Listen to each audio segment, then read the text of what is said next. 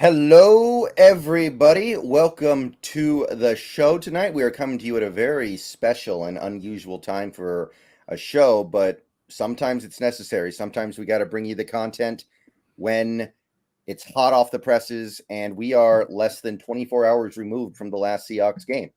So we got to get together and talk about it here. I'm here with Brandon of the Hawks Nest, and we are here to talk about the Dallas Cowboys preseason game of last night. How you doing tonight, Brandon?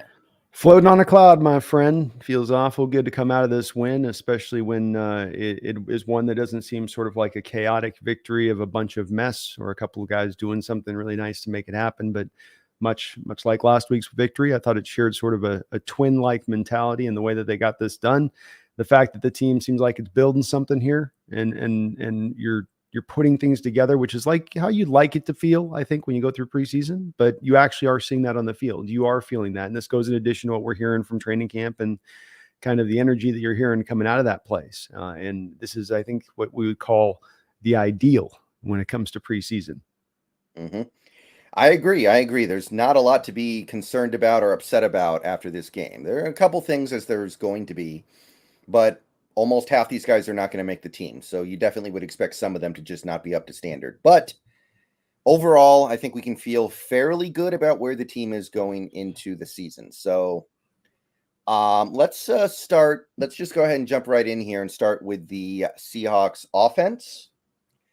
And namely the quarterbacks, because I felt like we got positive things from all three quarterbacks that played last night. Geno, Locke, and even though it only matters so much, I would say Holton Allers at the very least is making this fun and giving himself a chance at the practice squad, because before this preseason, I didn't think he had a chance, but now I think he does have a chance. So did you feel the same way about these quarterbacks?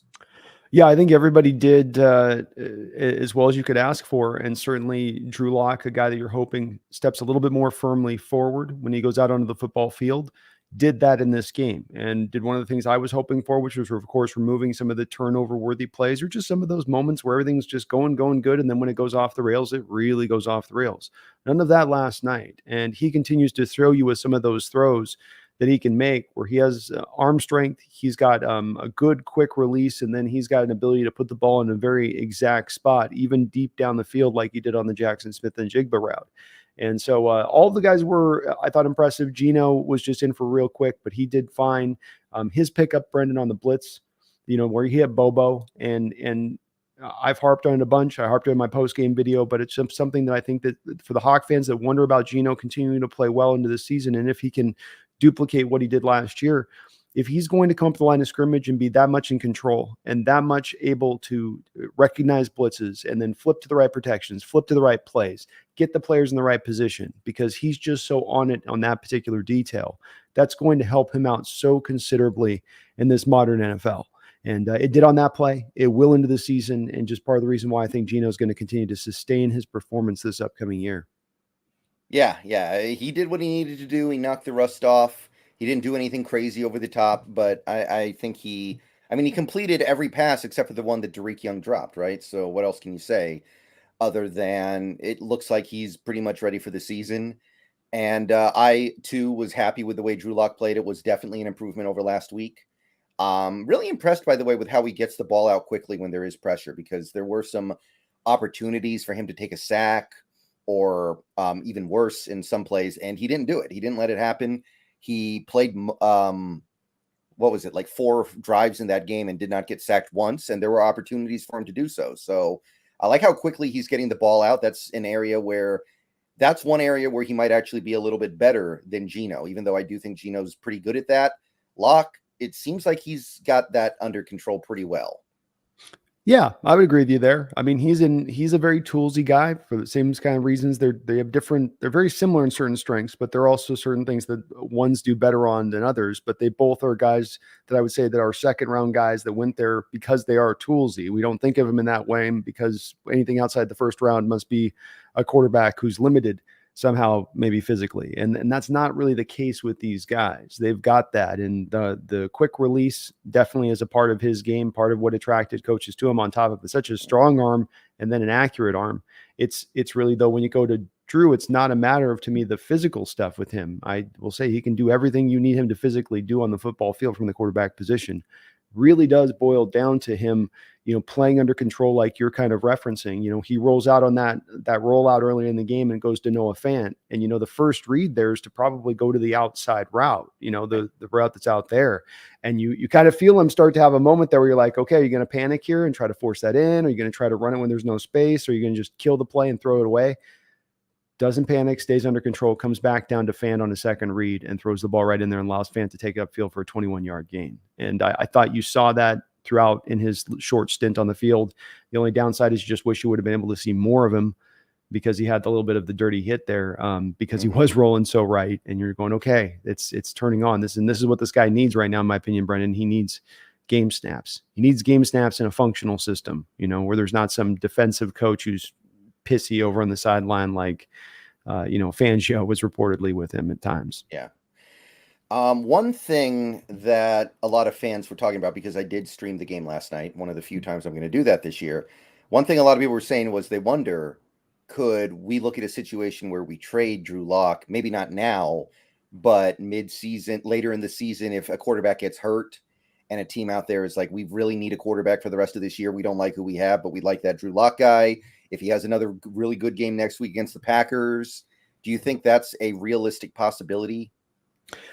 I would say that it's more likely than not would have to happen before the start of the season for that to occur. It would also require a starting quarterback in this league to go down that's already set at the position. I don't think one's going to come in there and make this move at this point for Drew, who's got a quarterback that they were going to run with to start the year, but they just don't like how they're looking in camp right now, so they'd be willing to transition to Drew. And it's hard to bring a quarterback in, unlike other positions, like let's say running back, bringing a quarterback in midseason if you're hoping to reclaim your year because you've lost your starting quarterback is kind of hard to do, to get him to pick up all the plays and the reads and the protections. And, it's kind of too much to sort of bear, unless you just have a quarterback like a Lamar Jackson type or whatnot, where you're just like, okay, well, you're going to do one read, you're going to do read options all game long. We'll just lean into that. And Drew's not that kind of guy. So it would have to happen in the next probably week. And I don't think we've had an injury to cause it to occur. Yeah, I agree with that. Although is Drew Lock better than any quarterback on the Niners? They're trying to talk themselves into it. It's funny. All their camps have their one play they'll pull from their one individual guy. So I watched the Niner preseason this morning, Brendan, and they've got, I look over at Twitter and the Niner fans are like, pulled the one Brock Purdy play. And then here's the one Trey Lance play. And here's a Donald, but it's not a collection of plays, right? It's just this one kind of play in there. And hey, maybe. I mean, I certainly could say we might get through the end of this training camp going, yeah, I would rather maybe rolling with him. None of them are really showing anything quite yet. I mean, they lost, I think, 1 point by 1 point in the game.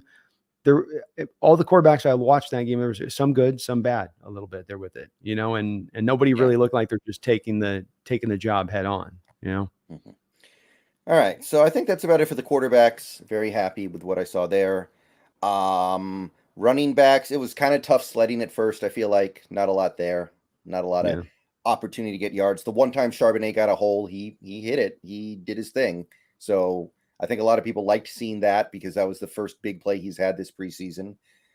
One thing that came up, because again, I like to try to kind of get a feel for what people are thinking based off the stream chat whenever I'm streaming one of these games. You can get an idea for where fans are going kind of emotionally because they're watching the game and they're immediately reacting to it. Yeah. A lot of them are talking about, well, Kobach didn't play last night. I almost kind of feel like we're trying to keep him a secret so he doesn't get picked up after he gets waived, so we can get him on the practice squad. Maybe. Austin Kobleckler. Yeah. So Roderick Thompson Jr. actually did some good stuff last night. Mm-hmm. Do you think that DJ Dallas's roster spot is in any kind of trouble? Because the other three running backs, they're good. But what about DJ Dallas? I think unless DJ Dallas was to have an injury, in the next week or something, because that would be the only thing that to me would get the coaching staff at a point of being a little bit fed up with it, because he did have a little bit like Homer did, where you're not playing a lot of snaps, but you always seem to end up injured. And maybe it's not maybe not your fault, but that is what we kind of keep having to run into you. And we're trying to fix this problem of having our running back room constantly taken to the nub every year because everybody's injured. And the one way we can do that is by not having guys that have a proclivity to getting injured. That's the way we avoid that. And so there is an argument from that standpoint if the coaching staff is to that point with Dallas and don't feel like he's going to stay healthy. But he's here. He has the familiarity. He can play a variety of different roles from a third down back to even if you probably needed him to in a pinch, run a couple of games as a 15 to 20 yard, 20 carry guy. He averaged 5.3 yards per carry last year. He's there, I'm not saying he excites me, and I'm looking more to McIntosh as even the third guy over the top of him. But the coaching staff's going to lean into, I think, the steadiness of what he provides and call it a day with that, I would say. Yeah. Honestly, as of right now, DJ Dallas might be the pass protector we trust the most because Walker, I don't think he's great at it, and it's only his second year. And the other two guys are rookies. It's very possible that DJ Dallas is the guy who, in a emergency situation, might be out there, not because of injury, but because we think he can pick up blitzes better than anybody else. Remember the claim to fame with DJ when he was selected in the 4th round, and it was one of those kinds of almost made you roll your eyes, rather than it being about his explosiveness or his burst or his ability to break tackles. He's the best pass protecting running back in this draft. Yeah. And I mean, there's some value to it. And especially to your point on like that is supposed to be what he brings.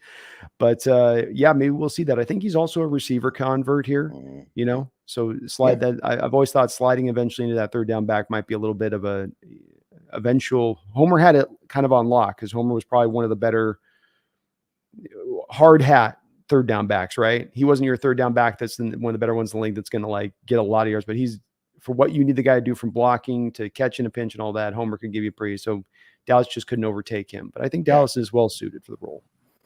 All right. So Talu Papa got a little bit of run. I guess he actually got signed early in the day and then was playing in the next game. So playing that night. So that's kind of cool. But there's one other thing I want to talk about with our running game, I guess, would be we tried the fly sweep a couple times last night, but we used the most unexpected individuals to run it. I think it was Lindsey, and then we had one with I think it might have been one of the running. I think DJ Dallas was lined up wide, and then we used him as the fly sweep guy. So it seems like there's an effort to get that back in our game, I guess. Yeah, I mean, 2 attempts is okay, I guess. I'm really been battering down for and asking for the team to try to run it with like a goal of a minimum of 5 times a game, and that's try to come with 4 times a game, once a quarter, run it.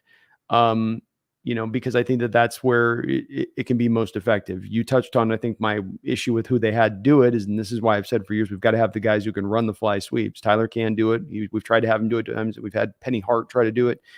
You have to have the guys that can be those, lack of better word, Debo Samuel types. Not a Debo Samuel is that good, but guys like even Eskridge that are built to be that sort of hybrid in between the receiver and running back position, to where they're going to be fast enough to get around the edge, but then the first bit of contact that they sustain isn't going to take them to the ground either.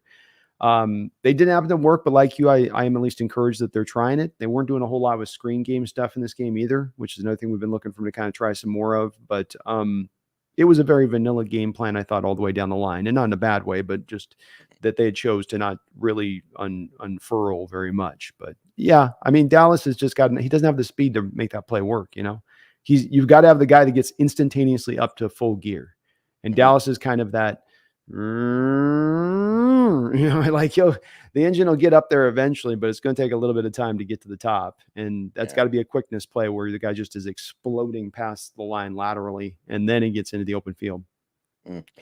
Yeah, I kind of get the sense that on both sides of the ball, the Seahawks have plans that are player dependent. And because those players are not there, we don't see the plan yet. Like, we don't have K9 or McIntosh, so therefore you don't see a lot of screens, because those guys would probably be a big part of the screen game, right? I would think. Defensively, we don't have our 2 superstar, or hopefully superstar, man corners. So therefore, we don't see the more exotic stuff on defense because we have our backup corners in, and we don't have Jamal Adams, so we don't see the safety blitz stuff. So it seems to me like our ability to unleash depends on the health of these players.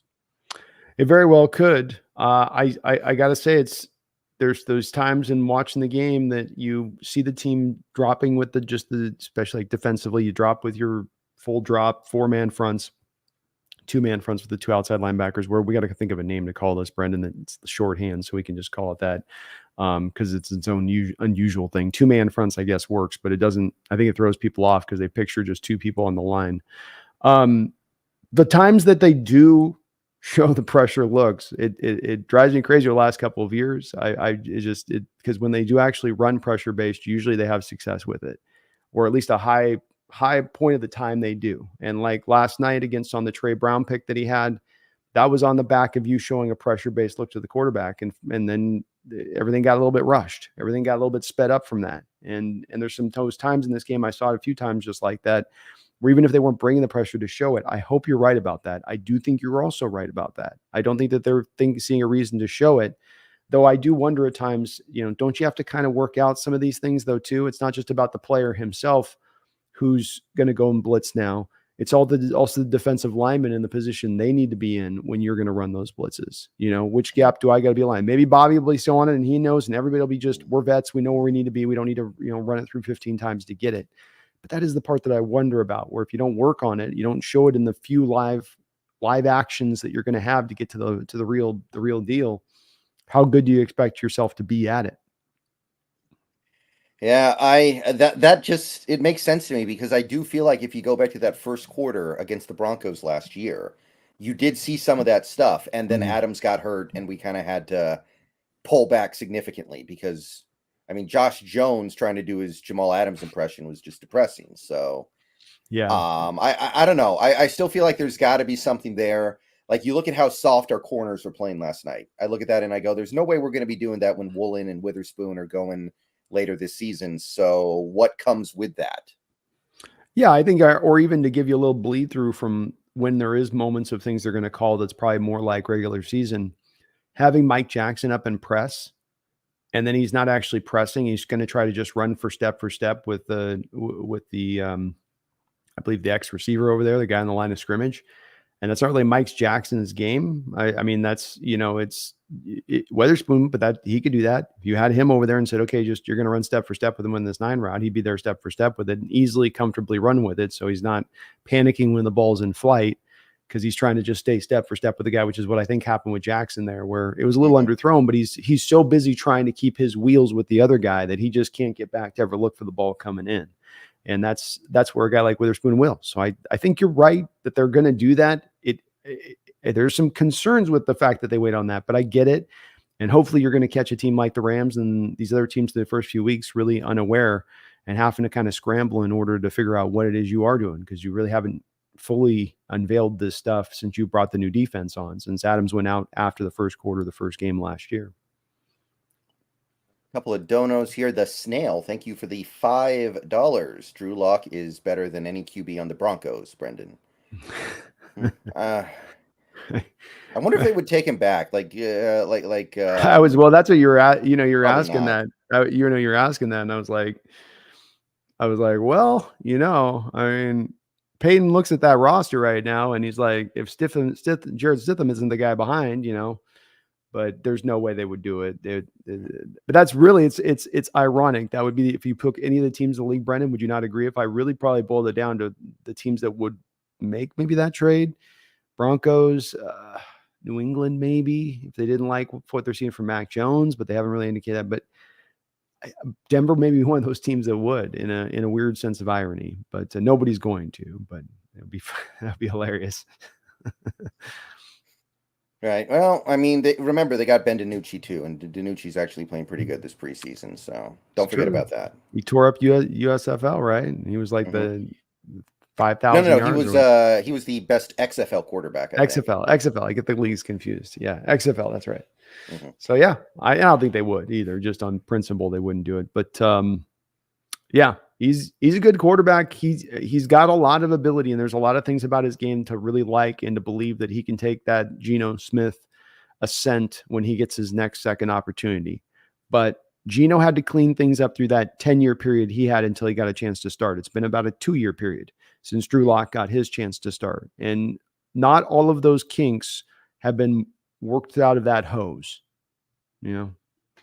Yeah, and with Geno, I still feel like Geno is still a little more turnover prone than maybe the average quarterback. Like I think that's just kind of part of who he is. He's going to make a couple of throws that you won't see a guy like an Aaron Rodgers or a Tom Brady or once upon a time Russell Wilson. Like those guys can play a full season and only throw like 4 or 5 interceptions. I don't think even in his much better state now, Geno would ever be able to do that. And Locke probably the same. Even if he does become a good player, there's just a limit.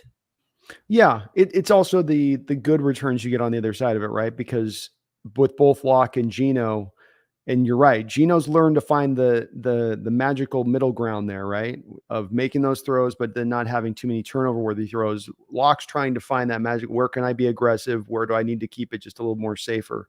And that he'll probably end up finding that balance with it. But you also get the good side of this, which is those throws like Geno made in New Orleans, where he's flowing to his left and he throws 25 yards to Noah Fant on a dime that, or to Tyler Lockett on 2 of the bombs in the same game, where he's going over the top at one point into triple coverage and he drops it right in the bucket, 50 yards down, right in the middle of the back of the end zone. And you do get those on the other side of it with these guys too, especially when they learn with time and as a veteran and playing a lot of time in this league of when they can push the line, when they can't. And when you have a guy like, you mentioned a guy like Russ, part of what made really Russ good with holding down the interceptions was making sure that he really often saw the separation on the route, and then I will let it go. Well, a lot of what most quarterbacks are going to try to do is throw with anticipation on that separation. And that's a lot of what Geno does. And I think Drew Lock does the same kind of thing, but that's going to lead to naturally probably a couple more upticks of interceptions, but it should also lead, just on my point, to the more big plays down the field too, to those big shot chunk plays along with it. Yeah. I mean, I think the last year and a half of Russell kind of taught us that it is worth it. Like sometime there was an article on field goals written about a year and a half ago. I remember reading it. It said the only thing worse than turnovers is being so afraid of turnovers that you take all risk out of your game. Like that's worse. Amen. Amen. Because it comes back to that playing scared, playing not to win. It's a very simple little mantra, but it's one that's timeless and true throughout all sports. If you play with that kind of mentality, you're not going to be setting yourself up for the most success. You may have some success, but you're not going to get to your top end phase of things because you got to play with a freer spirit. Did that team 10 years ago, Brendon, that won the Super Bowl, were they playing with any sort of sense of fear or any sense of hesitancy or any sense of no, it was completely wild and unfettered and put the pedal down and let's go and we'll think about the consequences tomorrow kind of like that was their way. And that got them to where they got. And I think you've got to play the same way from a quarterback positioning standpoint. Interceptions are going to occur inevitably to everybody. I mean, Tom Brady, the reason that he knocked his down was because he turned the back half of his career into the spread formations, option routes, 7 yards, 5 yards, 4 yards, 6 yards, right? That's what he did. And those kind of throws that short are going to be like the guy that holds the ball longer. That's going to lead you to less interceptions. And Brady found effectiveness with it. But not everyone can play the game that way. And there's a way to win at this where you are, letting down. Mahomes is always going to have his share of interceptions, right? Yeah. Same principle there involved. He obviously is way more right than wrong, but same kind of principle, risk versus reward. Right. Scotty Mack, thank you for the 1999. I really enjoy these live streams. Thanks for all the great Seahawks content. You guys make a good team. Keep it going. Go Hawks. Thank you, Scotty. I appreciate that. Thank you, Scotty. Appreciate you, man. Go Hawks. Mm-hmm. And let's see here. Linda Schuster, no message, just a $10 dono. Thank you, Linda. Appreciate that. You're awesome, Linda. Mm-hmm. Appreciate you. Okay, I think she actually meant to send this, and it didn't send. Colin Coward predicts we will win our division. I haven't been this excited about our team in years. Yeah. I did hear about the Coward thing. Yeah, he's been slowly coming around when I check a clip here or there the last couple of months. You start him off the offseason and, we really believe Geno. We really believe Geno. I mean, really. And, it's now he's gotten through the part and he's probably got some sources from his connections league. They're going, But I'm not surprised with it. I think too, and maybe it might be a homer in this, Brendan, but we talked a little bit about this a couple of days ago. There's just a sense from what's coming out of that Niner camp. It's not something that's like, well, this is just functional and there's, fighting going on in that locker room, but it just doesn't feel smooth. It doesn't feel like that camp has just gone for them. Like everything's just rolling along. Bosa's still holding out still. Now where we're at, and they can't decide on a quarterback. And up to a couple of days ago, they had 4 guys splitting the reps, and they've got some other issues too, where I watched that game, Brennan, and that offensive line can't pass block, at least not from what I was seeing. I'm sure Williams can, but the rest of that line down the lane, I think there's some concerns there. Yeah, they have clear problems. They Yeah. have clear problems. I think we've both been talking about it a little bit. It should not be as good as it was last year, which is weird to say because they had all those quarterback injuries last year. Yeah. But I'm a little. I think their defense is still going to be really good. I'll say that. I think their defense is still going to be like a top 3 unit. Honestly, in terms of actual effectiveness, they might be the best defense in the league still. I know they lost some secondary guys. I don't think it matters that much. Well, they're built inside out too, so that makes I'm with you on that. Yeah, but that offense could really be like middle of the road. That offense could really be, and Jake Moody doesn't look good at all. They may lose a game this year because of kicking that they normally would have won. Like, you add it up, and it's not hard to imagine this getting to a point where where they end up with like 10 wins or something somehow because it just gets away from them. It very well could, and I agree with you. The defense is still going to be good. They got Hargrave in there. You never know when Javon Kinlaw is going to have the light turn on next to him down there, and that gives them, if they get 2 of those guys going, they've got that line right back and rolling, fully go. But I think that the issues they have that team could be the things that sink them down a little bit. I like the way you put that at 10 wins, Brendan, because it's not sink them in a way of saying, well, the Niners will just fall off a cliff this year. No, saying, okay, they go back 3 games, 2 to 3 games. And that's definitely where I could see that potentially, rearing itself for them this season. And it wouldn't shock me at this point because most is still not in camp. I can't tell you how many times, Brendan, I've had players throughout going back to my childhood that would hold out even back in the day and miss all of training camp and then come into training camp. And then some weird piddly injury comes up and ends up like either plaguing them throughout the whole course of the year, or they just end up suffering a season-ending injury. It's a wrap.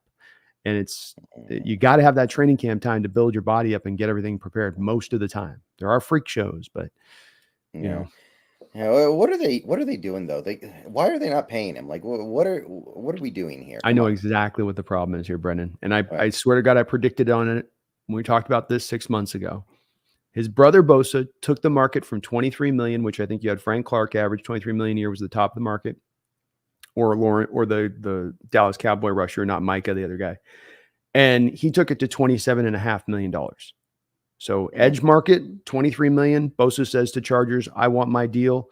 I want it here. They get it to 27.5. Now he comes into these negotiations with the Niners as his brother.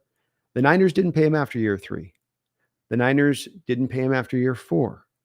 He's coming into year 5. So they've waited to pay the piper here. They could have rewarded him after year 3, gotten themselves into a contract that might have been more economical, but they were trying to stretch it out as far as they could for their Super Bowl window, didn't they? And now they've waited all this time, and now you got to pay. And what does he want, Brendan? Well, if Aaron Donald's at 31.5, if he's at 31.5 as an inside defensive tackle, does that not put Bosa at a point of saying 35 and meaning it a year? I want 35 million a year. I mean, that's kind of always what I expected, honestly. Like, that should be, even if you gave him the deal last year, it would not have been that much less than that. Like, are they blindsided by that? This guy just won Defensive Player of the Year. Yeah, well, that's the worst part too, right? I mean, it's beautifully the worst part for us as Seahawks fans because they waited to pay this guy, and then they waited to pay him, and now he's had the most the most beneficial award you could be asked to give to a defensive player before you're about to come up for a contract, especially if you're going to ask for a market-breaking deal, quarterback level money. You absolutely have a leg to stand on. Nobody in the media is going to blow back on you and say, how dare he ask for that much? Everyone's going to go, well, yeah, he's worth it. Best player, best defensive player in football. Why would you not give it to him?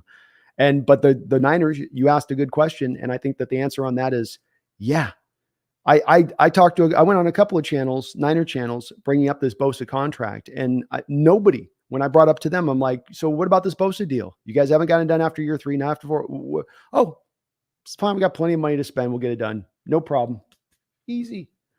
And now we stand where we are. And I think that they just didn't think he was going to ask for that much money. I think they thought somehow that he was going to give a player friendly deal based on what? Look at what his brother did. And why would he? He's earned the money.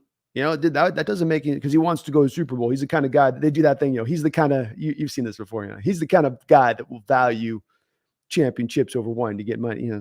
Okay, we'll see. Yeah. Well, he doesn't have any championships, so Yeah, exactly. I mean, we kind of learned this, and this is going to sound funny now because of where both these players are in their careers. But the Eagles took care of Carson Wentz after year 3, and he gave them a break. He did. I know it doesn't seem like it now because he fell apart so fast, but at the time, that was a great contract for the Eagles. Yeah. And the Cowboys, not only did they wait until year 4, they waited after year 5 because they franchise tagged him. Dak did not give them any kind of a break whatsoever because he's got no reason to. That's how this works. Yeah. I think that's a great comparison between those two. And you're absolutely right. The Cowboys thought, oh, we don't want to get Wentzed by Prescott. We don't want that to happen. Mm-hmm. And then what happened was to them the opposite. They had a little bit of like what this Bosa situation was, where they got left to where we got to pay. We don't really have a choice here of not to pay. We're going to have to pay. It's just how far can we stretch this guy down, from where he's asking at to eventually get him there. And they, Dak ended up coming away with a pretty good contract at that point from where he stood with it, Mm-hmm. Scotty Mac, thank you for the $4.99. Hey guys, not sure if you talked about this earlier. I joined late. How did you guys grade the O-line last night? We have not talked about the O-line yet. Not really anyway. So let's do that now. How about that? All right. Yeah, let's dive into it. So what do you got on the offensive line overall? Another week where I think that we did our best stuff in pass protection versus run blocking, much like the previous week in just an overall fashion of things. Cross wasn't great for his few snaps in pass protection for us. I think he gave up a sack to Geno, and he didn't quite just maybe getting back in the flow over there. Though there wasn't a lot of running room to be had, there was a couple of snaps where some linemen stood out at points early on. Damian Lewis put some good blocks on there. My eyes were drawn down to Maze Smith. And there was a couple reps in there with Evan Brown and Maze Smith, the Cowboys' first-round pick, who's really supposed to be known as this run wall. We gave it to him in the game, by the way. Going back and watching some of the All-22. The rest of the Cowboy line did their part to help out in the run game, Brendan, but Maze did not. If you end up going back and look at Maze's PFF grade coming out of this game, it's not going to be good. I haven't looked at it, but I just watching the tape. He got pushed around a bit by the Seahawks offensive line, but Brown included. Brown on some one-on-one blocks with Maze held up. It wasn't consistent. Stuff just didn't have. You didn't have everybody on point with it, right? You'd have 2 guys, 3 guys laying their blocks in the line, and then 2 other guys completely flub what they were doing, and then the play would be kind of just going nowhere. But it was good for the pass protection side of it. I continue to lean back and say I think this is going to be a team that does its best work in pass protection from an offensive line standpoint, not in a bad way, but this will probably just lead to a little bit more passing than you might normally see with the Coach Carroll team, because I don't know if they've got necessarily the run blockers on point to quite make it happen on the other end of the scale of things here. Lucas looked pretty good backup wise. Stone Forsythe continues to be the guy that we talked about last week. He is what he is. I mean, it is what it is. Nobody else was really super jumping out along the offensive line in the backup units to me. Some guys had some problems with penalties. We weren't getting a lot of push. Pass protection was pretty good, but I can't think of anybody that was, to me, even the guy that got the most snaps for us, Anthony Bradford, tied for the most snaps in this game of anybody on the offensive line. He had a better grade than last week, technically, Brendan, right? Yeah, I mean, I would hope. I would really hope. He beat 4. He beat 4 on his pass, but it wasn't, I don't think, way better than last week. He continues to be a work in progress as well, but we're not getting the holes in the running game early on. That may change when we get to the regular season, but and look, having the backs we do, Brendan, maybe at least with Walker and Charbonnet, like he showed, maybe you only get like a good hole open for them once every 4 carries, but when it is, they'll bust off a 35-yarder. Yeah. So we'll be back to the Sean Alexander days a little bit, but not, without the easy falls on the runs where he doesn't see a big play. Yeah, the A-gap runs are not really going to be much this year, I don't think. I don't think that's going to work all that well for us.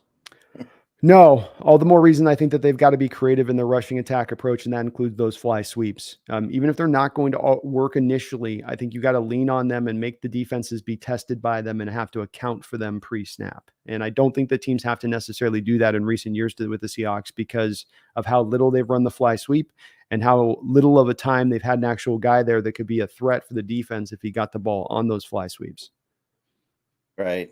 That's what I'm hoping to see too. And I mean, it's hard to get a great gauge of it when we don't have two of our running backs that are probably going to be significant parts of this offense. But it just seems like the run blocking this year is it is what it is, kind of.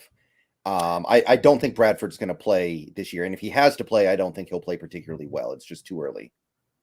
Agreed. It doesn't mean that he doesn't have some upside to develop down the road, but Haynes is way more further along from a technical standpoint, and the kid's just, as we thought when he drafted, he is raw. He's very gifted, but he is still very, very. Only played what he played 13 games in college. I think you said. I think he started 16 or 17 or 16, something, 17 and he games. played So 18. yeah, young guy hasn't played a lot, so give him some time.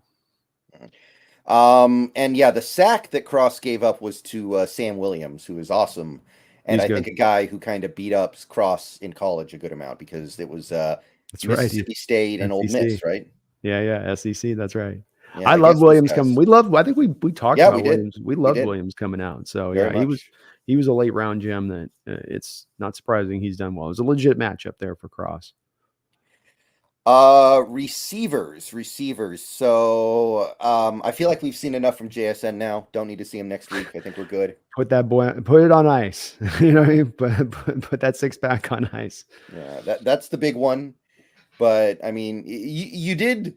I will admit you do see where people talked about the lack of top end speed on that play, right? Because DK's scoring on that play, right?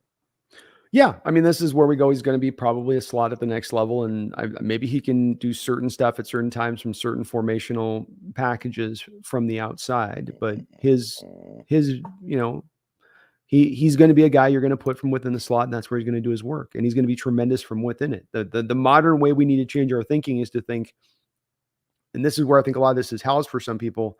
That slot can't be every bit as productive, every bit as prolific as the guys that are working on the outside.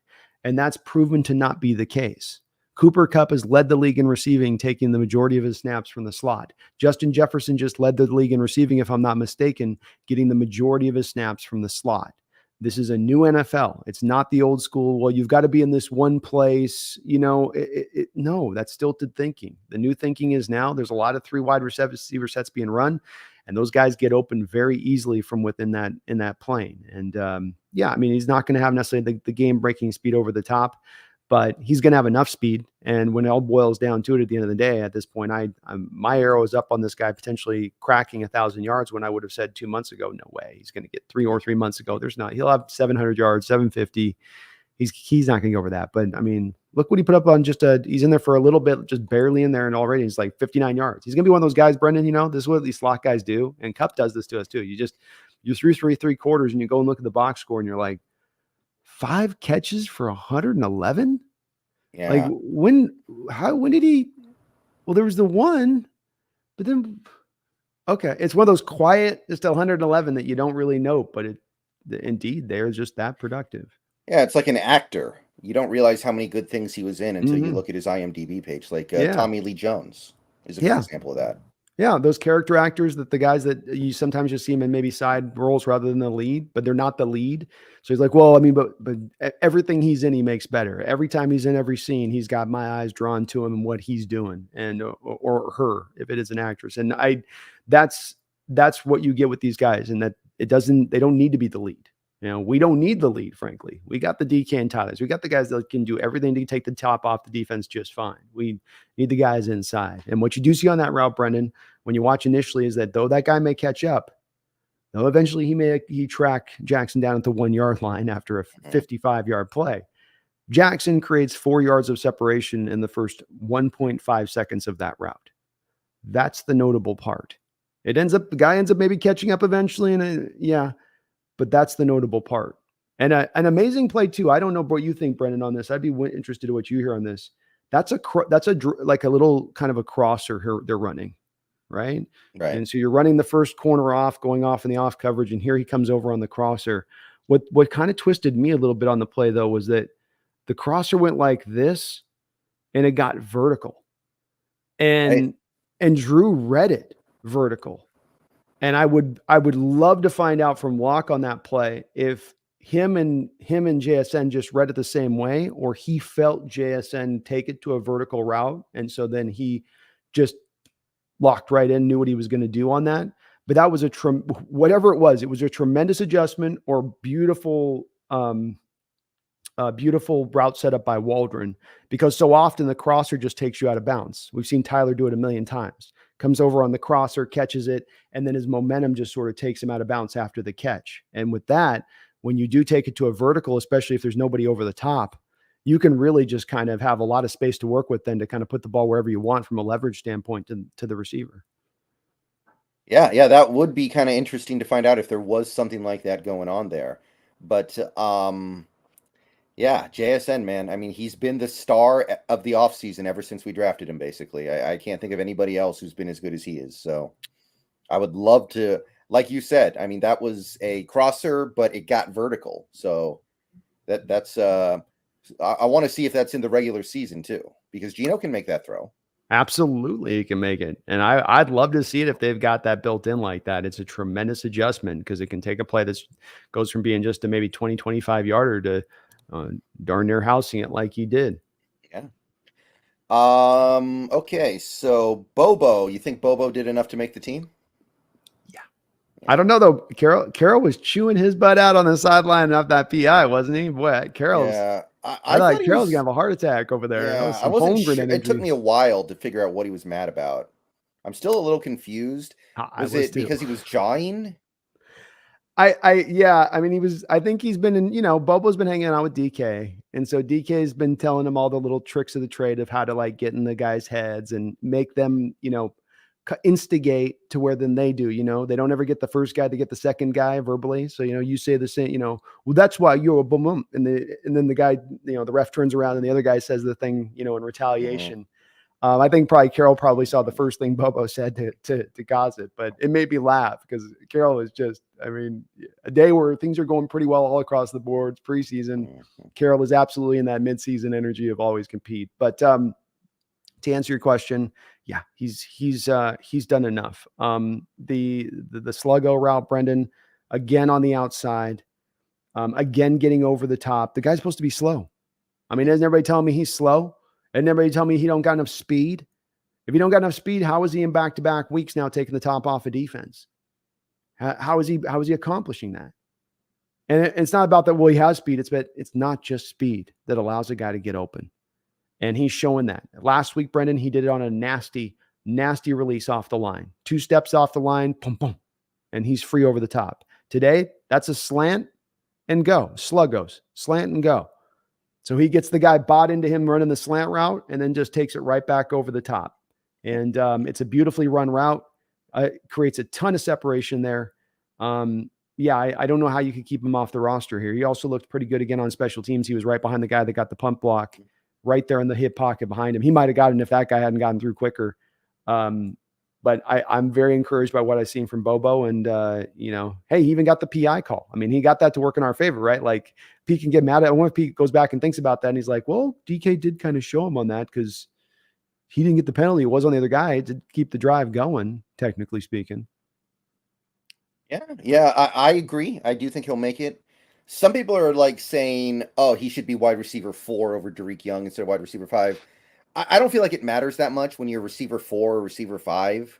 Like the thing to keep in mind is Bobo and Derek Young are very different players. So I think your usage would be situational more than, oh, this guy's higher on the depth chart, so he has to play more.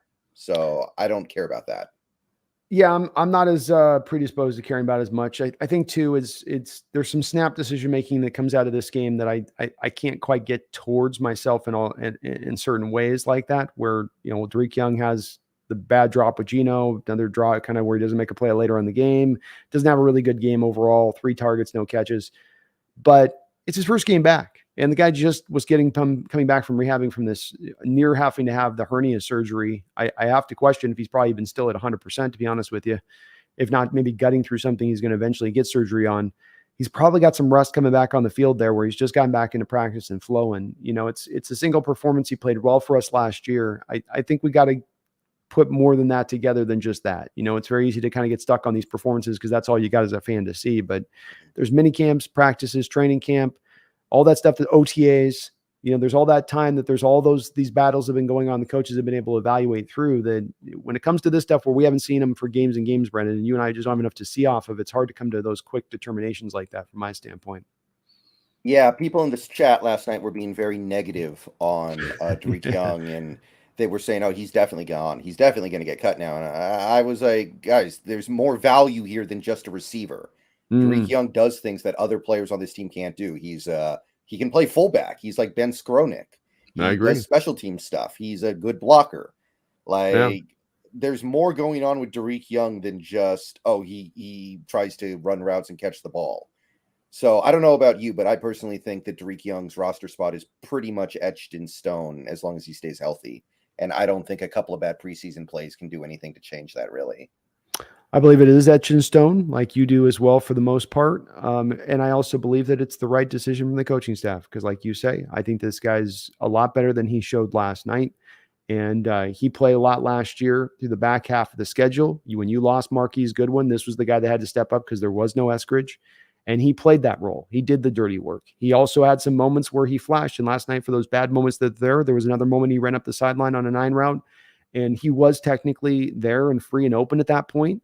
What was going on was Holton Ahlers was doing a good job of managing the game there, where he was going to throw this ball in a place where there was just a chance for maybe Derek to get it, but he wanted to make sure the safety closing in over the top wasn't going to go get it either. And so what ended up happening is the ball got thrown 4 yards out of bounds. And there was no chance Derek can make a play on it. But Derek did get open on that. And he does have some speed. He does have some explosiveness. He can do that fly sweep stuff you and I talked about where this guy can't do it. That guy can't do it.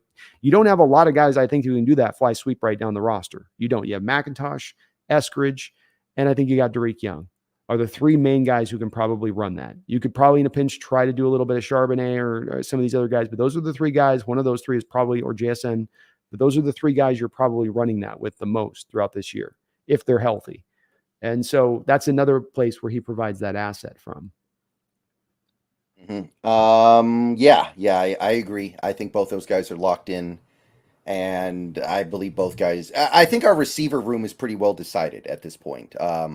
Maybe if Bobo has a really bad game, he could lose his ground he's made up. But even then, I don't think so. He's shown some pretty real potential here. This is not just a practice squad guy. This is not a who is the really old receiver we had that people always talked about?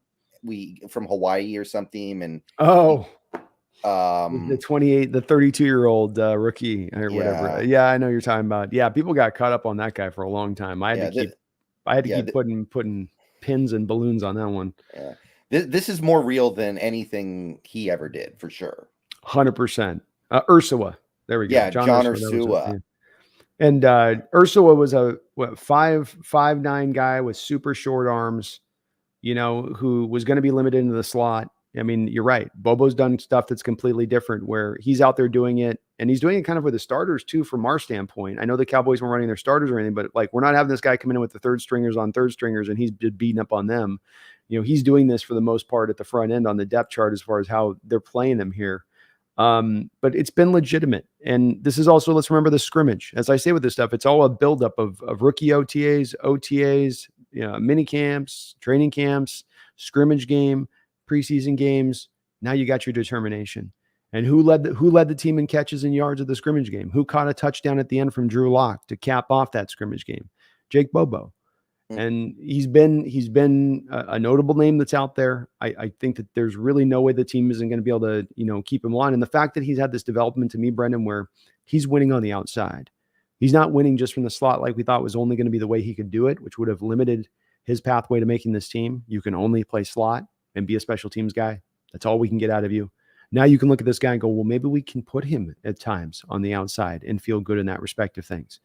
And, I love the thought process of it. He's such a big guy too. You like the thought of time being able to put some of these receivers like DK and him out there and in run blocking situations, where Yeah. you're just bullying guys on the outside, especially on those outside runs. Tyjon Lindsey, you think he made the practice squad last night? He was fun, wasn't he? Yeah. I thought he Returns was kicks fun. too. Returns some Yeah. punts. I think he's done enough to at least we're going to try to put him on the practice squad. Maybe he doesn't get there. He probably will. But obviously we can't carry 6 receivers, so that's not really a possibility. But do you think there's enough to keep him around as a practice squad guy? I think we keep 3 practice squad receivers. Yeah. Agreed on that? Yeah. I have Landers, Lindsey, and Thompson, but Thompson got hurt. Thompson might have gotten yeah.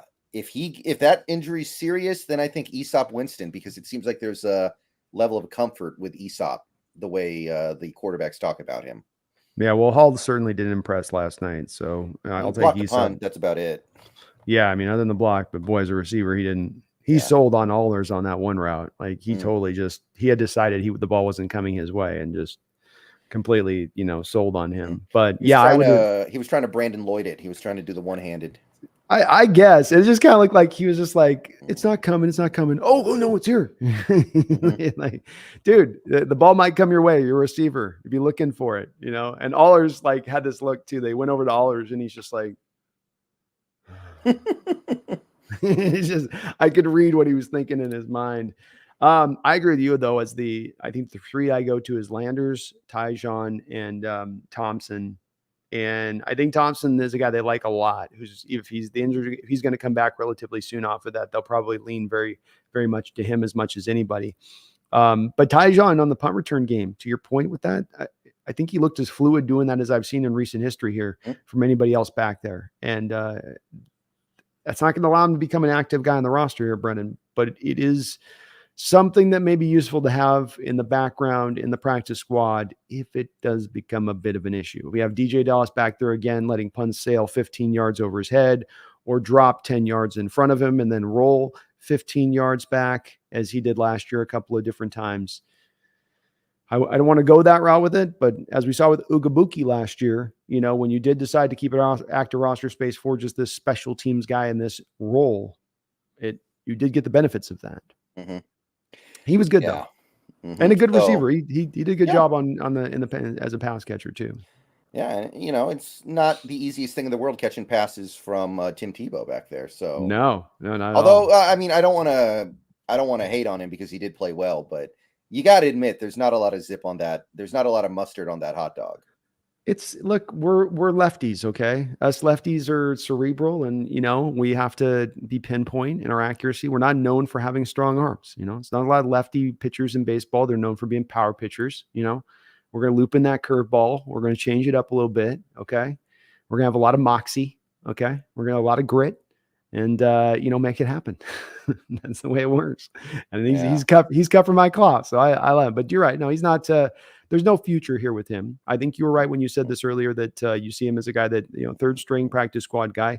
I think he has firmly taken the bull by those particular horns, and that's where he's going to be probably at. And that's a good thing to have, as we saw at the Niners last year. I'm not saying I want him to start, but you do want to have, the familiarity. If something does go to hell in a handbag, somebody you can call upon that's at least familiar and can. I like at least that guy. If I'm going to bring the third guy in, Brendan, I want the mobility in the wheels. I can manufacture some stuff around him with his wheels. And at that point, if I can't tap into the arm, which it's always going to be hard with the third stringer to tap into arm stuff, but the wheels are nice. Yeah. I will say that if a circumstance ever came up where we needed the third string QB to play, I know Holton has been fun to watch, but I would much rather have somebody like a Sean Mannion out there. So if you're thinking about Allers as just a practice squad guy, okay. Maybe, I mean, there's got to be some benefit there too, where when you're playing a mobile quarterback, you get to practice against a mobile quarterback. Mm-hmm. So that helps too. But if you're talking about him actually getting into a game against an NFL defense, that's I would rather have like a Jake Browning, Sean Mannion type, honestly. I mean, maybe for me, I think they're probably all going to give you pretty close to the same performative level when it's all said and done at the end of the day. And he is a rookie. So, it's a guy that, where he is now to where he'll be in a year or 2 years down the line, maybe potentially is also in a bit of a different place too. Whereas a guy like Mannion has played in the league 5, 6, 7 years, something like that. That is a bit of a difference too. And I would expect this kid to be a little bit rough in certain points being so young.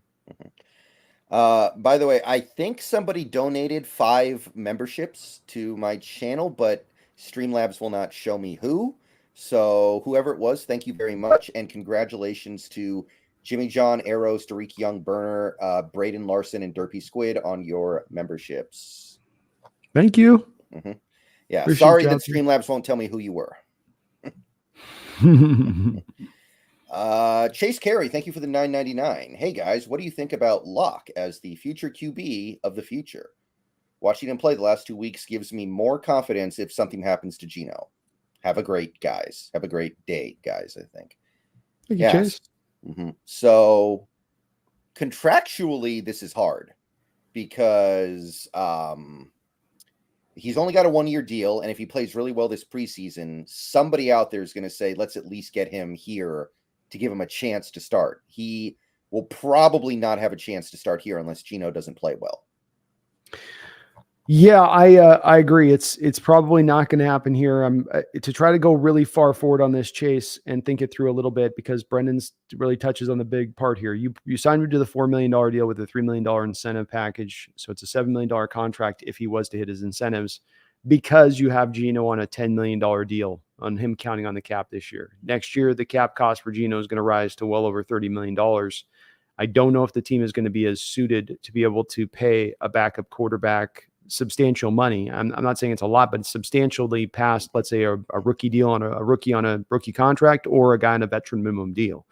The only way for Drew Lock to remain here into the future beyond this season, I think, is going to have to be him being willing to take that vet minimum deal, perhaps with incentives if something does go weird for him to get on the football field. I will say this, Brendon. This year, in a year where, there were some quarterbacks at the front end that were going to go in this last draft, it was not a big market where there were a lot of available quarterbacks out there this past year, and the market seemed to be pretty tepid for Drew Lock.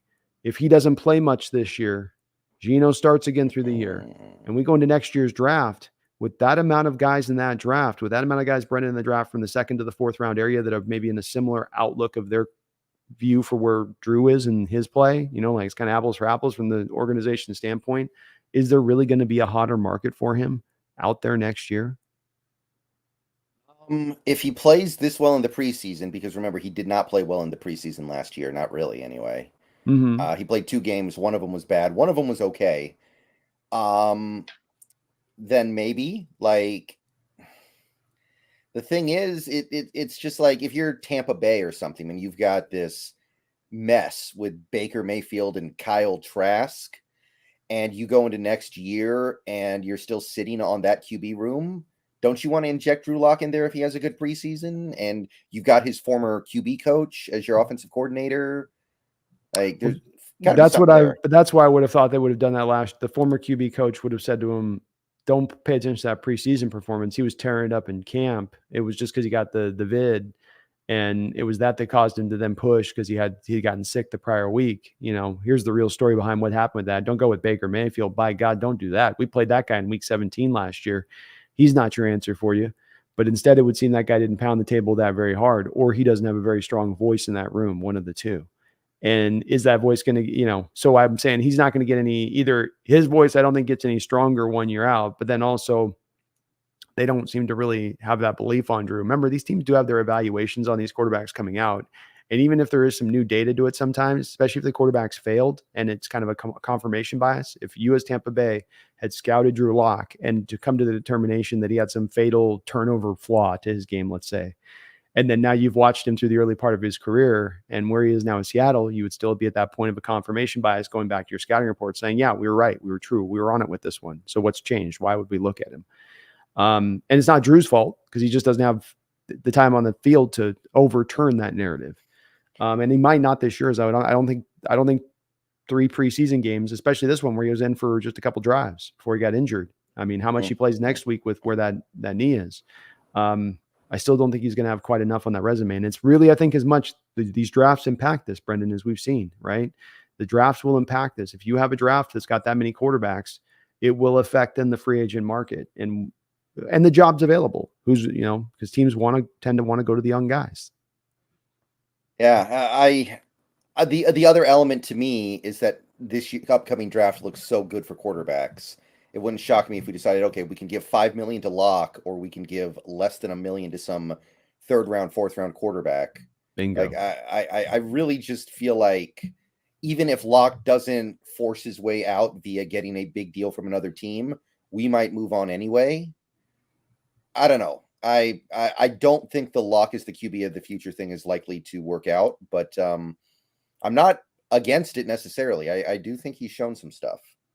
I'm not against it either. I completely can see him taking that step Geno took forward, and he is younger than Geno. Geno has, as I said, that 10-year period to kind of grow in his game. Drew's had like that year and a half period since he last started there in Denver.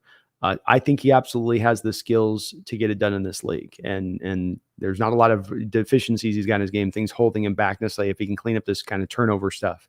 So if they can keep him into a place of not needing to have to pay him a substantial money as a backup into the future beyond this year, I think it could very possibly happen where that ends up rearing itself as a possibility. But if he's going to be still wanting to get a little bit paid like a upper tier backup in the league, that's going to be hard to do when the Geno's money starts to kick in, I think. John, thank you for the $20 Canadian, and people in the chat were telling me that you were the one who donated the memberships as well. So thank you, John. On John's both still fronts. in the house. What's up, Johnny? Wasn't a Bobo fan before, but I am now. 100 Go Hawks. You're not the only one. Yeah, he's a guy I've liked.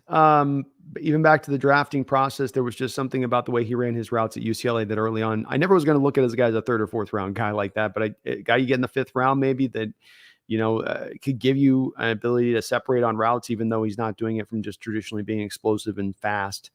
And the hands were legitimate on tape. He can catch that ball out from any angle away from his body. We haven't had to see that quite yet or early on. That's another part of his game that people will be able to see here eventually. So on top of, I think he could be a guy down in the red zone that you can use in that way targeted. I mean, UCLA did like mad last year, John, where they'd have him go down there and run an option route and feel the leverage of the corner, run the leverage off wherever the corner was running it. And then he didn't even need to be fast or explosive at that point. So long, the quarterback DTR would just throw it out away from his body, away from the leverage on the backside.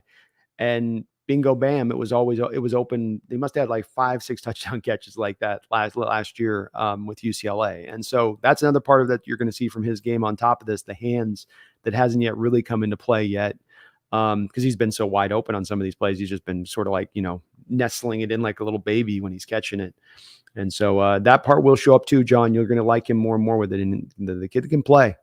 The kid can play. And we talked about those Joe Jurvicious comps last week, Brendon. I think they're looking more and more apt by the game. That seems to be the best comparison you can make. And again, there aren't a lot of players that play like Bobo in NFL history, I feel like. So it's hard to find a really good comparison. Yeah, it's not easy. There is not a lot of these kind of guys. That's for sure. Anything else that stood out to you offensively?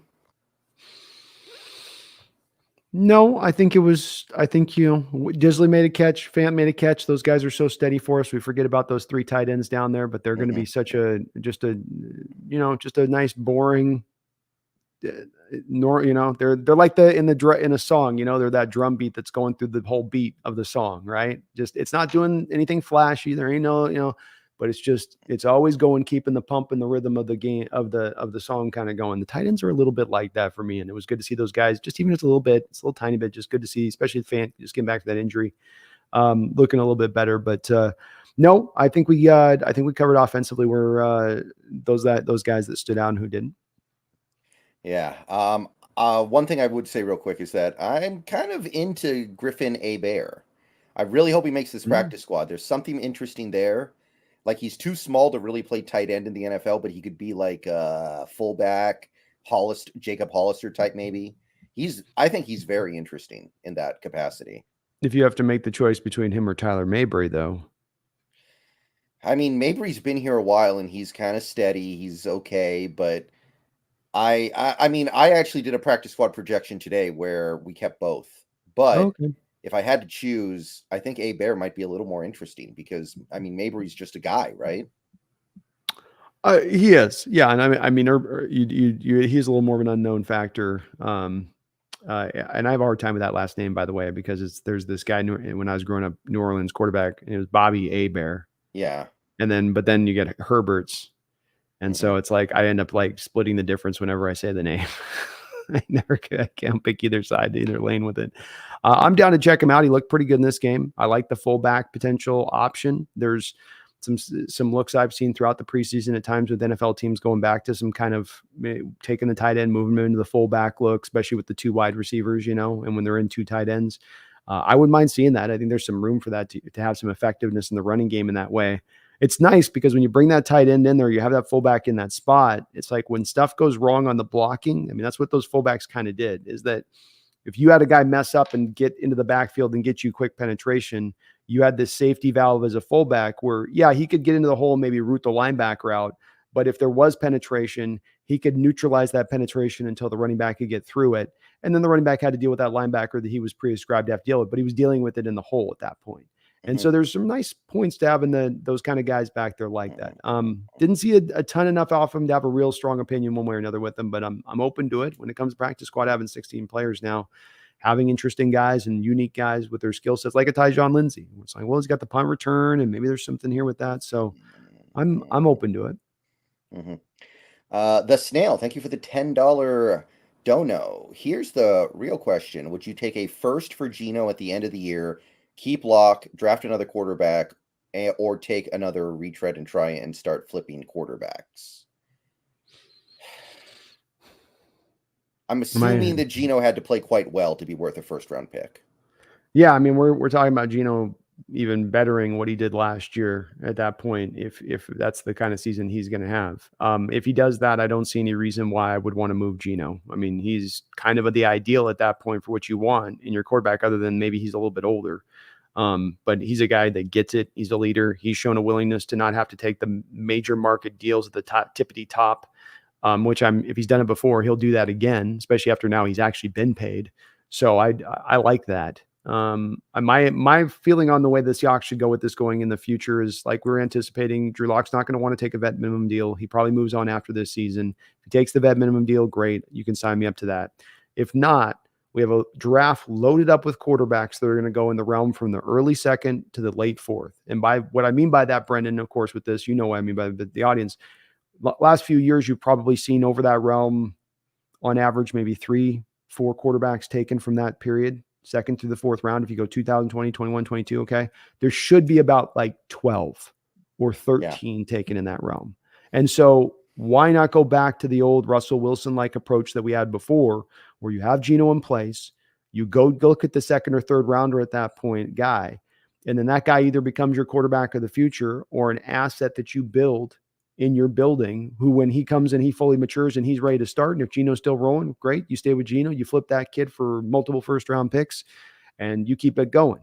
This is where John Schneider came from with the Green Bay Packers. They did that in the 90s over and over again. They didn't get a first round pick every time, but they would always do this developmental thing with a quarterback while they had Favre, and then they would spit him out to somebody else and get something. And that's what I think Schneider would like to do ideally. He's just not been in a position because of how weak the roster's been in recent times, in recent years, to be able to pull that off. Yeah, I agree. I don't know. I feel like if you think that you have the quarterback, whatever your definition of the quarterback is, you don't really ever trade him. There's never a Mm, scenario where you're like, "Oh, we love this guy. We think he's perfect, but we're going to trade him." No, yeah. that's what you fight for, sometimes for decades to find. I don't think you find that and they go, let's beat it. We got this manna from heaven. We're just going to spit it out." Yeah, I couldn't agree more. I couldn't agree more. This is what's so hard to find. This is what so many teams fail at over and over again. Think about the Cardinals going from Josh Rosen one year. No, that is not it. We spent a first rounder on him. Okay, now we'll go with the first overall pick on Kyler Murray. We don't like him, but we'll give him money now. But we don't really like him. But that's where you'll end up in yourself, I think, if you start going down that path too much of the asset based of, well, we can move this quarterback and build assets from this, and then we keep the assets here on this. I get where you're going with it, Snail, and I appreciate that part of it. But I would say, yeah, if you got, like Brendan said, you got your guy in the house, then you don't look anywhere else. You realize you got lucky. Okay, so now let's flip on over to the defensive side of the ball. Talk about the guys on that side for a little bit here. So, well, let's start with the big picture. What was your big picture takeaway from this defense? Big picture is that the running game overall was good at the end of the day in total. It did have its moments that where it was a little bit up and down, and it still hasn't. There's still some worries about that A gap, the zero tech. I mean, it still remains a place where, I look to the cut down day or a trade deadline deal and go, please, John, get something else down there because I think you're going to need a little bit more beef down there. Like that old commercial, where's the beef? And that's where I feel like we're a little bit down there right now with. So I'm a little worried. They did a good job overall, though. There wasn't any huge back-breaking plays that were broken out. And for the most part, you did hold it down pretty good. It was pretty consistent from that standpoint. That was the part I was really locking into. They were running such vanilla coverages on the back end. I wouldn't be surprised if in this game, Brendan, we ran cover 3 70% of the time if we were to come find that out. I mean, that's what it felt like to me. And so you weren't making it hard on the quarterbacks of the Cowboys to read and figure out what you were doing. And so you allowed some passing yards in the game at times because of that. The good news is the pass rush still seemed to show up pretty well for another straight week overall throughout the whole game, not just in this one part of the game, but you could see the splashes kind of throughout with that. The tackling was pretty good, I thought, overall. A couple missed moments like Jarek Reed coming up on Deuce Vaughn down at the goal line and trying to tackle him by his head. But that other than that, it was pretty solid with that. I thought it was a good it was a great 14 points. It's a great defensive effort overall. I gotta say, there wasn't as much hitting as last week, but tackling was good. Running was held down pretty good. And I think the coverage stuff will get better when you get more exotic with your coverages like you were last year, right? You weren't running cover 3 70% of the time last year, but 35%. So yeah. I think that'll make a difference on it too. Right. The couple things that stood out to me, like you said, defensive line wasn't great in this game, but I do feel like Miles Adams probably locked up his roster spot now. Agreed. We saw some nice things from him. I liked what I saw there. Yeah. Linebacker wise, I thought Devin Bush played pretty good again. Not as standout as the previous week, but he did his thing. I think he did fine. Like what I see from Devin Bush. Mafe. I mean, that's got to be the defensive version of JSN here, right? Like, if JSN's been the star of the offseason, Mafe's like the defensive star in terms of how far he's come, right? Yeah. Feels like he's grown 2 inches, doesn't it? Yeah. Almost. When maybe it's just getting the size that he's getting to him or whatever. But he's been your star, I think, defensively here through the first 2 preseason games. And I mean, he is doing everything. He's the complete show out there, Brendan. He's stopping the run like mad, and he is now creating really quick pressure. Not just creating pressure, creating quick pressure. Mm-hmm. Yeah, I'm thinking. I'm not going to say the sky's the limit. He's never going to be a Myles Garrett, but he could be a double-digit sack guy on top of his good run defense, I think. Yeah, I think that was where I was trying to get to on my thought of it too when trying to put that to the chat last night on explaining where his upside is, because everything always seems to have to be in extremes when we talk about this stuff, Brendan. Guy's good or he's trash, or he's great or he's average, and it's, well, what's the below the, take below the Myles Garrett, below Micah Parsons, below the TJ Watt line to the next level below. And that's this guy's upside. And he looks very likely to go and reach that right now. And that's a great overall player who's going to be able to give you double-digit sacks and play the run. I believe him to be, Brendan, beyond what he does as a pass rusher, which I think will be a good pass rusher. This to me is a guy that's going to be a top 10 edge run defender in this league. When we get those advanced metrics that always come out in that aspect of things, you're going to see his name up on that side sooner than later. On top of what he brings as a double-digit sack guy. That is incredible value. That's way more value than Frank Clark ever gave you as a player at that point. I agree. And Frank Clark was good for us, so that should tell you something. Yeah, Frank was never this good against the run, though. He wasn't in the vicinity of being this good against the run.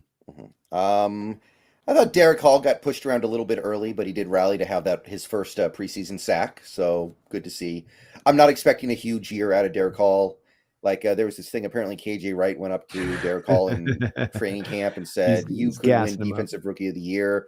And apparently, even Derek Hall was like, "What are you talking about?" Yeah. Well, KJ knows confidence is a big part of this too. And he's trying to get the kid to believe it. You sometimes to attain it, you got to believe it. And if you think, I mean, that was the whole thing with Schneider. He would reference about bringing guys in drafted in the Legion of Boom era to try to, fill in for other guys or compete with other guys, is that they're just sort of looking in awe and like, you're good enough to be here. You can do this, let's go. You got this in you. And Derek Hall is a guy, I don't know if he can get to be your defensive rookie of the year, Brendan. I do think he can be effective for you. And I think he can give you unusual pressure production for a young second round pick.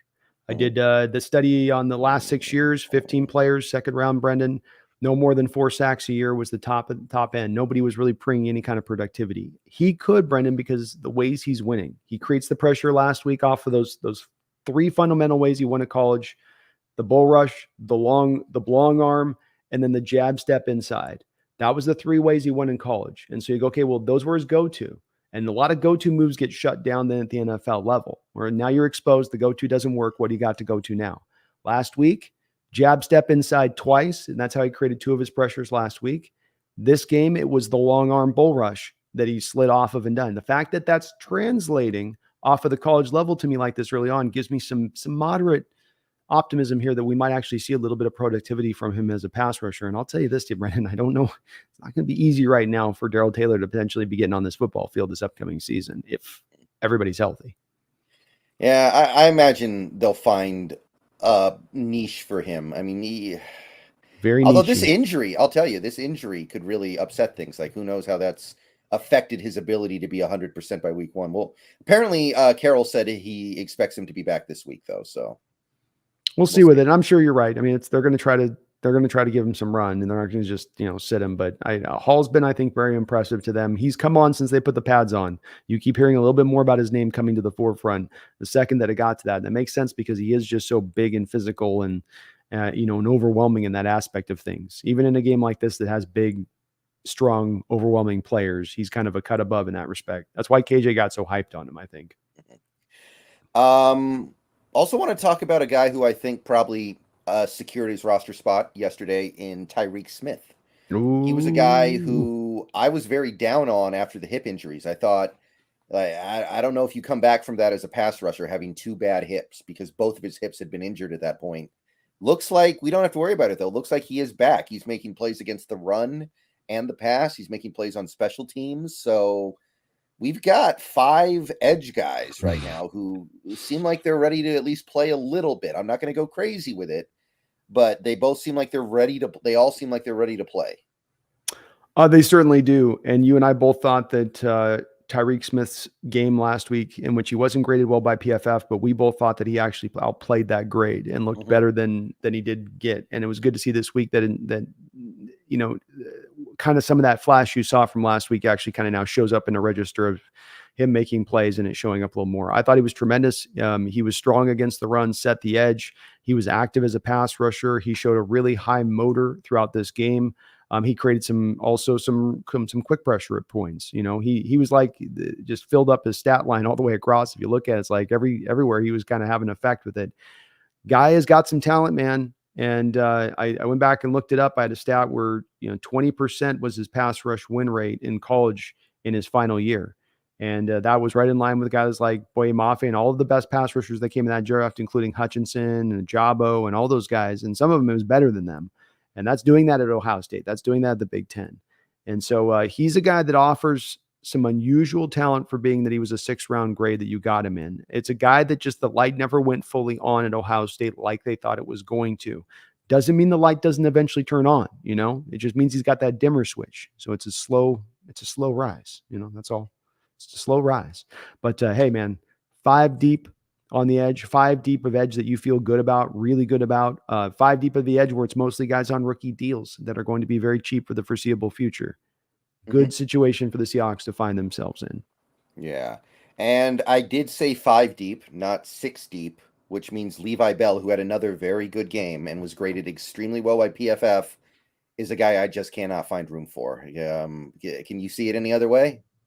Highest graded defender by PFF in this grade was Levi Bell. I can't see it myself. Really good to see him, and maybe you won't be able to sneak him onto the practice squad if he comes out again. You're going to get some more run in this game 3, and I've said with this guy to make the roster, he's got to blow it up in all 3 of these games, basically. Make it to where the coaches just almost can't, deny it. But Tyreek Smith coming forward like he is, and with the more natural gifts I think Tyreek Smith offers, that's probably going to overwhelm, like kind of the upside of Tyreek overwhelms the floor of Levi Bell, is my feeling. I think the coaching staff would love to still get him on the practice squad. No doubt he's earned his way there.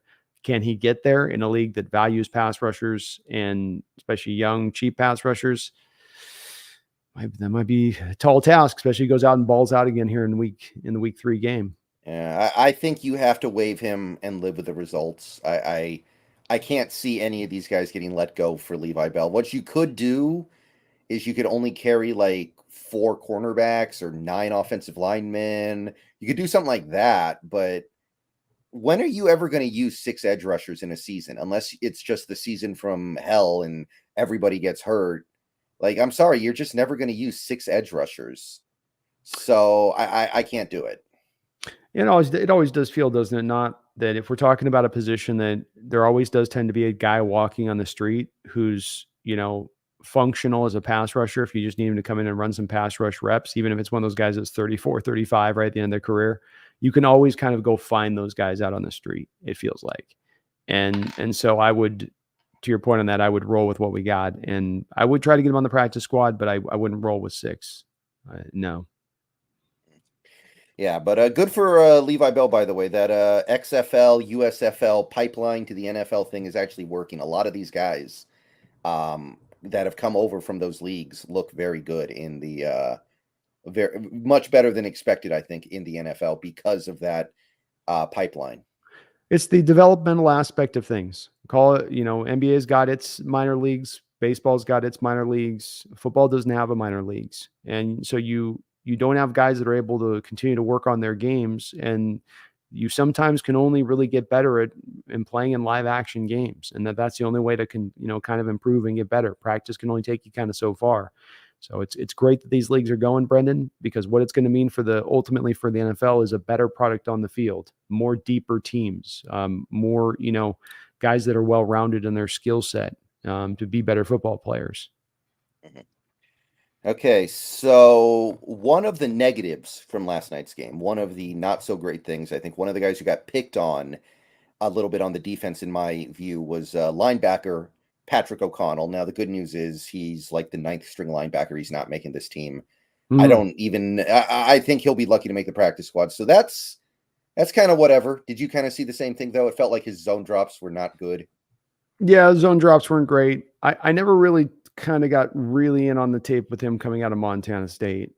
Just did a lot of blitzing, and there wasn't a lot else that you had to go off of with him in his game, to my opinion of it. And I know he had a couple of picks or something like that, but yeah, he did not look comfortable in coverage at all. But that gets us to the secondary, and there were some guys who did not play so good in our secondary, and unlike Patrick O'Connell, this may matter. The guy who probably had the roughest night and turned the most Seahawks fans in my stream against him was Mike Jackson. Yeah, Mike Jackson in the first quarter got beat 3 times, got beat for a long play where he also committed PI and still allowed the catch, got beat on 4th down, and I think he got beat on a 3rd down.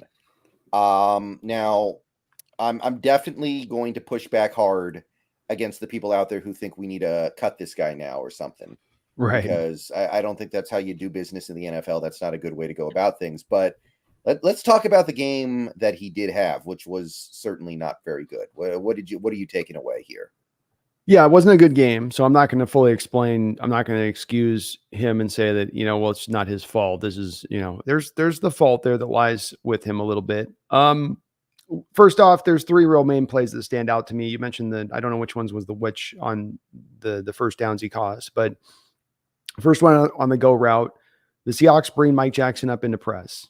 And if I'm going to bring a guy up into press who's a 6'3" cornerback, who's not going to necessarily be able to flip his hips as fast as a 5'11" guy, and he's got long arms, I'm going to typically ask that guy to press. I'm going to say what you're going to need to do is you're going to need to get your hands on the receiver, slow him down a little bit so that you can then get yourself into a position to be able to, again, stay on top potentially of him, get your body positioning in the right way to stay on that top point.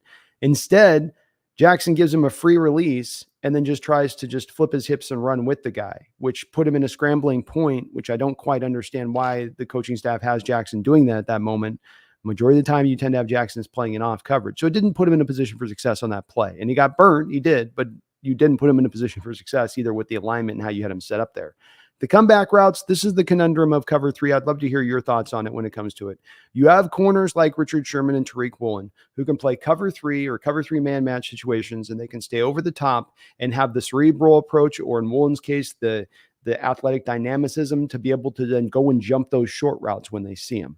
There's those guys that can do it, but they're kind of a rare breed. You're asked to play cover three. You have a coach who runs by his mantra of don't get beat deep. Okay. Cover three, cover three, cover three. Now the guy does a comeback route on 7, 8, 9, 10-yard route, and you're in cover three trying to stay over the top, and you don't have safety help. What is that guy supposed to do there? Is he supposed to be inherently good enough to then get up and jump those routes off of bailing off that cover three approach? Because people treat it like Brendon Jackson somehow playing man there off the snap, right? Like he's just getting beat purely. Remember, he's being told they literally have what we call the bail technique. There's a whole technique for this. The Seahawks have this old patent technique. The technique is built around you as a corner, off coverage, snap, you flip your hips and you bounce backwards 2-3 yards. Just like a baseball player, what they teach in baseball is to take a couple steps back when you're in the outfield when on first contact on a baseball bat. Couple steps back. That's what Carroll does.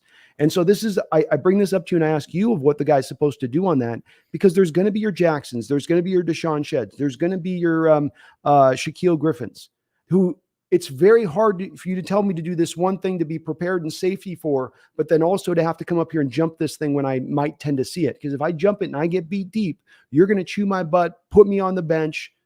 That's a little bit of what those corners face, I think. And it's a bit of a unique position for corners in this system that I don't know a lot of fans always have the most sympathy for, and how hard that is to do that. You got to play two things at once: be safe and be aggressive. I don't know. Where would you stand with it? Well, I think what you do is you draft Devin Witherspoon number 5 overall in the draft. Like there are people out there who don't understand that pick because, we had Mike Jackson and Mike Jackson's good. And I think last night's game, what you're talking about is why you still get a Devin Witherspoon. Mm-hmm. There's just a reservoir of talent and ability that he has that a guy like Jackson will just never be able to have. I think that you just have to get those prodigiously talented cornerbacks.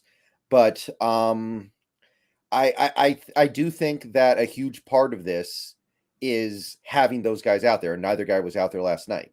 So hopefully that will at least resolve that conflict in people's minds about, like, why do we get this guy if we already have good corners? Oh, you need great corners sometimes. Well, especially when it comes down to maximizing Tariq Woolen too, to your addition to this point, is that if Carroll's being forward thinking here and what he's looking at with this with the Woolen situation and reacting quickly to it, I got another Sherman. I got myself another one of maybe potentially his generation's corners of his 10-year generation. I got that right now through the first year. How do I deal? Okay, what went wrong with Sherman a little bit in my situation with him?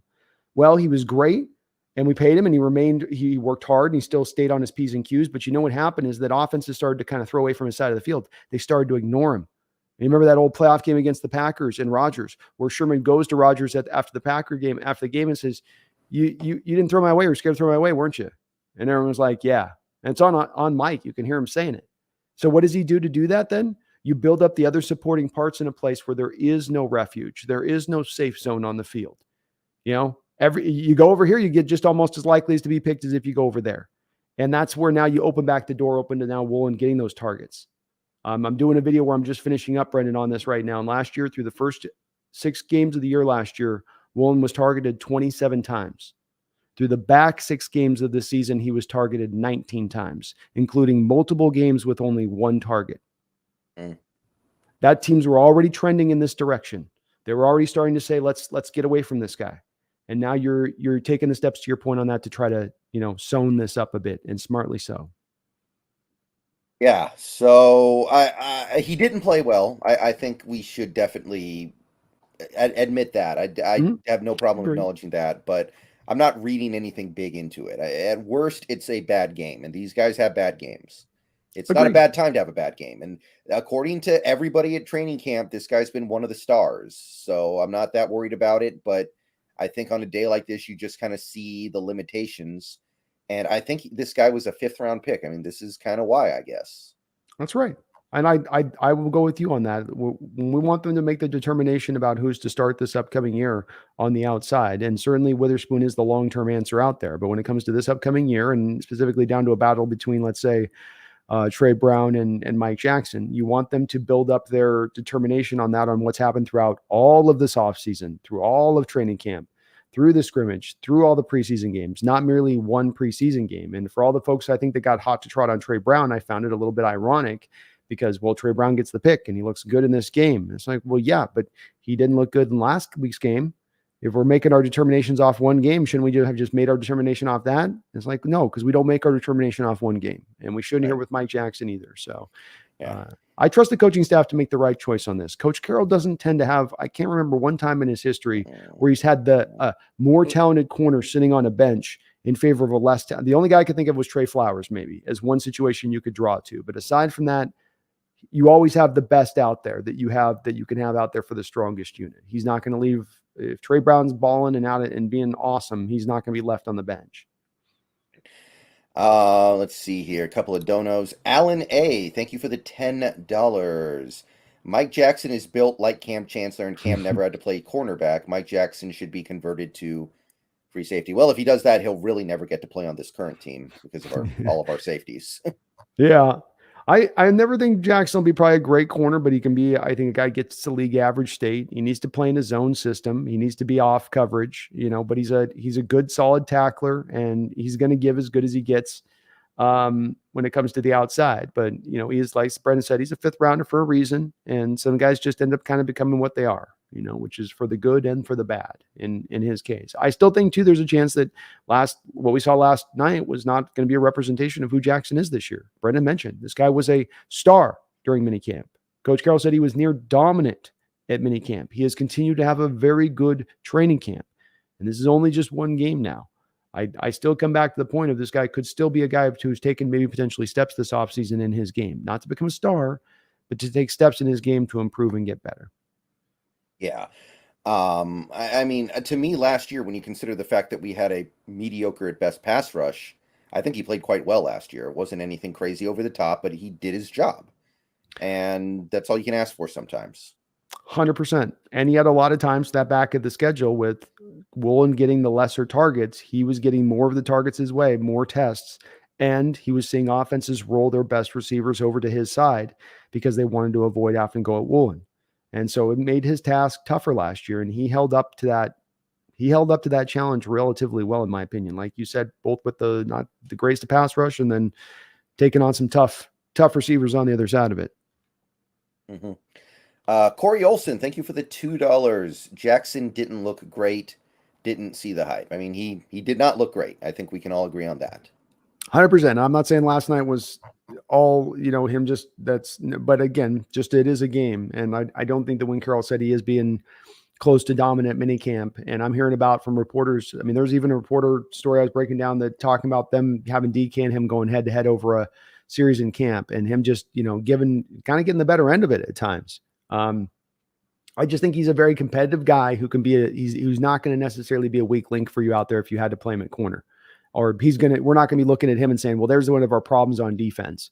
He was never going to be in a range of a guy like Trey Flowers, where Trey Flowers became one of our problems on defense. He's not ever going to be that for us. I don't see that. But I also don't think he'll ever be, he's what he is, a guy in a cheap rookie contract for a final year until you can slot Witherspoon in. But the Witherspoon pick happened, like Brendon said, for a reason. You didn't just make that pick and just, for the hell of it. You did it because you wanted to get somebody over there who could be truly close to dominant, if not dominant. John, thank you for the $5 Canadian. Do you think they pull the trigger and get Buckner? Maybe for Fant in a 5th, but go up to a 3rd if need be. I think you're going to have to go a little more up, maybe, if I had to guess. I think you're probably right. Certainly, I think both me and Brendan would sign up for making this trade, even if it was under the presumption of Fant and a second and a fifth. Probably more like that is what you would have to probably pay. I don't know. Maybe I don't want to speak for you, Brendan. I would be willing to do it. Colts are very thin right now at tight end. They need some help there for their young player. This certainly could be beneficial to them from that standpoint. But the Colts are also in that weird place where I don't have any idea of what they're exactly doing this upcoming year. The plan doesn't seem, particularly clear. If they were going for instance, Brendan, if you want to go for it in the Colts this year, put Gardner Minshew in. Yeah. You trust your roster. You trust that they've got the goods to get it done. Then go with the guy that's shown you that he can, keep the ship sailing if you've got some talent around him to work with. But they're not doing that. They want to go with the rookie quarterback where, okay, well, then you don't really trust your talent then, because there's no way you can tell me you think Anthony Richardson's going to take you to potentially a Super Bowl run in his rookie year this year. So at that point, what are you going to do after Buckner after this year? At 30, you're going to then sign him to the contract extension. And is he going to want to with, it just seems the whole Colts approach seems not like they've got something where they're really looking with foresight. Does it to you, Brendan? Does it not seem like a little more reactionary based right now with that organization? Oh yeah, I don't think they have a good plan over there at all. And that's not surprising when you take a look at who's in charge over there, I don't think. Yeah. Well, I got an owner doing lines off the back of hookers. Yeah, I mean, he's probably okay. He's not the only owner who does that, but he is the owner who you can tell. He's just the most visible. He's Yeah. the most physically visible of the owners that are doing it outside of maybe Davis down there in the Raiders. But I'd do it all day long. I will make that trade of a second and a fifth and Fan. I would. I don't think you make that trade. I don't think Fan, he'd be useful to the team this year, Brendan, but he's not part of your long-term plans. You're not going to sign him to a contract extension. You don't really have the money to do so going in next year unless you flipped out the Disley deal, which is fine if you want to do that. But I don't think that he's done enough to necessarily cause you to do that. Whereas Buckner is a guy, as I look at it right now, Brendan, and I've thought about this a lot, when it comes to finding a guy that's dominant or close to being a real difference maker down there as a defensive lineman, it's going to get harder and harder to find these guys, as we're seeing the teams that do have them aren't trading them away, aren't letting them through their fingers. Washington isn't sitting there going, well, we paid Jonathan Allen. There's no way we can pay now Laron Payne. We got to deal with Chase Young, and we got to deal with Montez Sweat over on the other side. There's no way we can pay both defensive linemen top of the market money to do that, but they paid it. Titans paid Jeffrey Simmons. Giants paid Lawrence. Dolphins are probably going to pay Wilkins. There's only so many of these guys cut from this kind of cloth that are in this level and this point of ability. Now we are going to talk about the draft, I think, on Tuesday, Brendan, and there's certainly definitely some defensive linemen the Hawk fans want to pay attention to who could be potentially those guys that they are able to find in the draft. But you're going to have to hope to grab those guys later on and find those guys are going to be difference makers down the line, and they may not be available, especially considering recently drafts haven't been very stocked up with defensive linemen, and they'll probably go very fast in this upcoming draft. Well, we'll figure it all out on Tuesday on that front. Yeah. We'll have all the answers by the end of that stream. We'll have this all figured out. Front offices are going to hire us after that show on Tuesday for sure. 100%. Well, we got the vision on that one. Yeah. All right. So other than that, the secondary, I mean, Trey Brown did play a pretty good game. I think the interception's nice. Made a couple really nice tackles. Miscommunication on the touchdown. Do you think that was him? I kind of felt it was. I did, because Bush looked right at him. The players will always tell you by the initial reaction, and guys will play it up sometimes so they can kind of fool you a bit with it. But Bush had that head snap reaction to him, and so they're running a pick play, and it's so much easier on the pick play to just to switch like you would in basketball. Like, rather than making me run around the pick when we're in this short space, which is going to cause him to have separation on the route, you just pick it up on the switch. And Trey didn't pick it up. He rode with his man up the field, and that's what makes those routes hard. And it's preseason communication and all that's a little bit, going to be probably wonky, especially probably between two guys. I don't know if they've played a lot, in that kind of moment with that kind of play, but it's teaching tape. And I would say it's probably on Trey to switch off there. I like playing that better that way anyway, don't you, Brendan? I mean, it's just when those guys try to get around through, and the guy that's running the pick is always doing that thing where he's kind of blocking, but he's not really blocking. Mm-hmm. And it's just switch it, and then I'll pick up the other guy coming in the other way. I couldn't help but notice Kobe Bryant played almost the whole game because Joey Blunt was out. I didn't notice him do that much though. What did you think of Kobe in this game? No, I don't. I don't think that there was a lot that Kobe provided in this game, in my opinion. I mean, he was out there, I guess, but he had a couple hits, I suppose. But I didn't see him really flashing in coverage at any point. It's Mhm. obviously sometimes hard, I think, when it comes to safeties. But like checking the score here because he's not always in screen when he's out there in that point. But he had a 50 grade. He was bad all the way across the line on 62 snaps with PFF. So, they didn't like any one part of his game at all, like not Yeah. coverage, not tackling, not his run defense. I continue to maintain. I think it's going to be I understand what the team's doing. I get the create versatility, flexibility, and all that. But what's best for Kobe and what's best for the team here might be two different things. And I just don't find myself feeling like Kobe at this stage in his career, moving him to a third position in 3 years, you're setting him up for a successful point with this whole safety transition at this point, in my opinion. We'll see if I'm wrong on that, but I just think at the end of the day, keep him in the slot. If he's a backup slot at that point, so be it. You'll probably call upon him at some point, and we know he can be functional with that. But we're trying back a little bit more on the outside. I don't know, but I just don't think he's going to be a safety, in my opinion. Yeah. Safeties in general, I didn't. Did you notice much from any of the safeties? Because I kind of didn't. No, after having a really, really good first performance, Jarek Reed got really quiet on this game and had that bad moment with Deuce Vaughn on the tackle that allowed the touchdown down there near the goal line. But I don't remember any of the safeties in this game doing anything. So it was very, very, very quiet game. And now some of this could be too just the nature of them playing the coverages they were, where things were just being in very vanilla-y, so there wasn't a chance to show a flash for those safeties on the backside. I'd have to double check the 22 on that, but yeah, I didn't see much from it. Yeah. So I think that's most of the stuff on defense. Matt Gotel, the GOAT, had a nice play. TFL. Yeah, he looks pretty good about being one of those big bodied guys down there that's just naturally so large it's just hard to find a hole around him. He just kind of takes up space, takes up blockers, and he does a good job of that even on plays that got to outside runs. Definitely, I mean, a fringe guy. Is Jonah Tavai injured? He got waived a while ago. Did he? Didn't work out. That would have been a fun one too. I was sad That about would have that been one too. fun. Yeah, he would have been fun in preseason, man. He would have been a lot of fun. I agree. But yeah, no, I don't think there was much of anybody else that did anything that stood out to me on the game defensively there. I mean, it was just they got the job done. It wasn't always pretty. It was a bend it but don't break at times, but they always seemed to get stiff right at the right time and get a pressure when they needed it just the right time. And where that was able to kind of get the job done with it. Special teams. Dixon looks locked in. Absolutely. Dixon was killing the ball in that game. I think all three punts were right around 50 yards.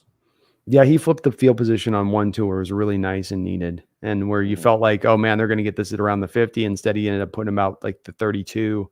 And you go, that's why we got Dixon. You just go, he's unbelievable at times because he gets where most punters have to make the choice. I'm going to get either the distance or the height. He'll get the height and it'll just be up there for 15 seconds, like he's got it hanging in the atmosphere, and then he also gets the distance with it on top of it, so the coverage unit's right down there to make the tackle even when he's booming it. He rarely outkicks his coverage unit, rarely does, and then he's a master inside the 20 on top of it. Yeah, I mean that the marine layer gets him right. He's working it. That Aussie's working that marine layer like you wouldn't believe, man. I'll go right. I'll figure that. It might kill our offense for the Mariners. It might kill our home runs at home, but trust me, it's all worth it because the Dixon punts go right where they need to go because of that marine layer. And other punters coming in don't know what to deal with it. They don't understand. They're like, I kick it up there and sometimes it'll just hang. And then I don't mean for it to hang. It's like something's grabbing it up there. And Dixon walks past and he's like, some marine layer, mate. Myers hit a 57-yarder, but then missed the game sealer. Are we worried about Myers? What do you think? Well, I was always worried about the Myers from the day you signed that deal. He has an 8-year career. That 8-year career is one that gives you enough time to say that's not a sample size and that it has been the same every year of his 8-year career. You can go look at his stats right now, Brendan. You'll see this. It's almost hilarious. Good year, bad year. Good year, bad year. Good year, bad year. Good year, bad year. That's his 8-year career. And it's clockwork. It goes tick, tick, tick. You don't have to wind it up. It just naturally goes in that clockwise direction, and we're due, unfortunately, for potentially a bad year. Now, he's got the big leg, which I love about him, where if you're going to pay the kicker, I hated paying Kaushka, and he had the 43-yard leg. It's like, if I'm going to pay the guy, at least be a guy that can punch some kicks in from deep if I need to, from time to time, take a few swings, right? Like, hey, the offense ain't moving today. We really could use a 56-yarder. I need a guy who's got the leg to get there, and Hausch didn't. This guy does, as he showed in that game. But he also can get the yips sometimes, man. Mm-hmm. Score touchdowns this season, please. Please score more touchdowns. Be better in the red zone than you were last year. That's for sure. And we won't have to cross this bridge. Mm-hmm. Daniel Bailey, thank you for the $1.99. Why doesn't Kobe get any snaps at cornerback? Well, I can give my answer on this, which is just a guess on this, Daniel, as it's a frustration I share. I don't really understand as well, because I don't think that you've given him enough time to fail at outside cornerback to believe that he can't play outside cornerback. He was transitioned very early on to slot last year, not because he was bad at outside corner. Let's be clear on this. He was transitioned to slot last year because of the fact Justin Coleman had a fork in his back and was done, and you didn't have a backup plan at the slot corner position. That's why he was moved. That was at the forefront of that decision. Now, since then, he hasn't been accommodated, really, it seems like, to go back to outside corner, and he's not going to get any snaps in this preseason outside corner. And I think that, again, where I come back to this issue on it is to say, I think there's a difference between what's best for Kobe Bryant here and what the team is trying to make best for themselves. And the team likes to have, as Carroll's done with other players, let me get some depth built in by having a guy that can play multiple positions if stuff goes wrong. If we end up in this crappy situation, we'll have this guy that can fill in a pinch, and we don't have to panic. And that's good. That's value to the team. But does that mean that he wouldn't maybe be best suited eventually down the line of being a guy that does still go back and play outside corner? This is a guy that was a 2-time All-ACC player at corner, outside corner. Mm-hmm. He was the Walter Thorpe Award winner over Ahmad Sauce Gardner in his final year in college. Maybe he sucks on the outside. Maybe he doesn't have it. But I sure would like to have a little bit more of a view to come to that determination than we've had. Yeah, I guess we just feel like it's too crowded out there for him to get in, and agreed. That could be the case, but I don't know. Maybe it's just going to be one of those things where he just never really gets the opportunity. I don't know how to feel about it. I do admit that even if Kobe played well, it would probably be pretty hard for him to get on the get on the field as an outside corner. So I understand why they're doing it, but I can understand that it also may not work out. I'm going to say may not work out. It's too early to say anything definitive, I think. Yeah, and they could be really smart on this, that he eventually naturally takes to it, and it works great for him. But I do have that wonder in my head about is maybe outside still the place for him? Maybe that is the best spot. Don't have a sure answer, but we'll see. Okay, I think we talked about this game about as much as we can. Do you have anything else you want to toss out there from this preseason effort? Jaron Reed, 8 snaps early on, gave you the pass rush, which is good. We know he can supply that. Run defense was a little bit touchy there. Cameron Young remains injured. The zero tech remains concerning. Yeah, I do kind of feel like we are knowingly sacrificing the run defense a little bit, and we've decided that's okay. We'd rather have a pass rushing nose tackle, and we'll just live with being below average against the run, which I don't hate. I don't hate it. I mean, Kansas City can't stop the run that well. They've won 2 Super Bowls in the last 4 years. A lot of teams recently have been very successful not being that good against the run because the run game doesn't matter as much as it used to. I think the problem becomes when you're terrible, like one of the 3 or 4 worst teams in the league against the run, and we feel like we won't be that. So I kind of get it. I don't mind it. It's worth giving a roll and a try. And, I think you eventually, if you go into the first few weeks of the season and it's completely, it's just horrific, then maybe you can make that trade at that point and say, okay, we'll pivot off and find the guy. And you would think that's not going to be the hardest asset to find. Give me a nose tackle that can stop the run. I don't need any pass rush. Just give me that. Usually you can find those kind of guys if you really make an aggressive approach to go get one. So the team probably would do that if that is the case. And they do not seem concerned, to your point. This doesn't seem to be as worried as some of us fans are about it. And maybe they're just ahead of the curve on this one. The year Tampa Bay won the Super Bowl, their nose tackle, who I think was Vita Vea, got injured pretty early. and they traded a 7th-round pick for a nose tackle who was fine. Mhm. He was not anything. He wasn't really good, but he was fine. Like, It's we could just do that. it's the benefit of being able of needing a position that's been devalued. It's like needing a running back, where it's you can probably go find one of those because this is a position that the NFL is not holding as high value. So you don't have to pay as much money and there's not as much scarcity for it because of that too. And so it's easier to go get because of it. So I have confidence they can find it, be it at the cut, if it's at the cut deadline, or be it at the trade deadline, whichever one that they have to do this on, they can find it if they need it and they can address it. But that doesn't mean that it won't necessarily potentially be, Brendan, when we start out the gate, an issue for this team and a problem that does get hammered early on. And that'll be the part to really be, kind of tracking on early this season with this team and where they're at. Right. And I think that's about all we got for this one. Let's go. Well, it's been a Yeah. good show as always, man. I appreciate Yeah. talking with you on it. And another great win, bro. Another great win. Yeah. This is a good start to the season. I think this team is putting an identity together. I don't know if you agree with this, Brendan, or not, but my feeling on this is yes, it's to just preseason and you're playing first, second, third stringers and guys that might not even be on the team.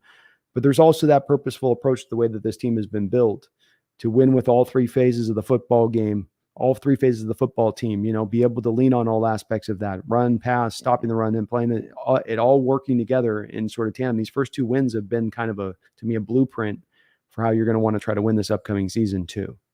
Mm.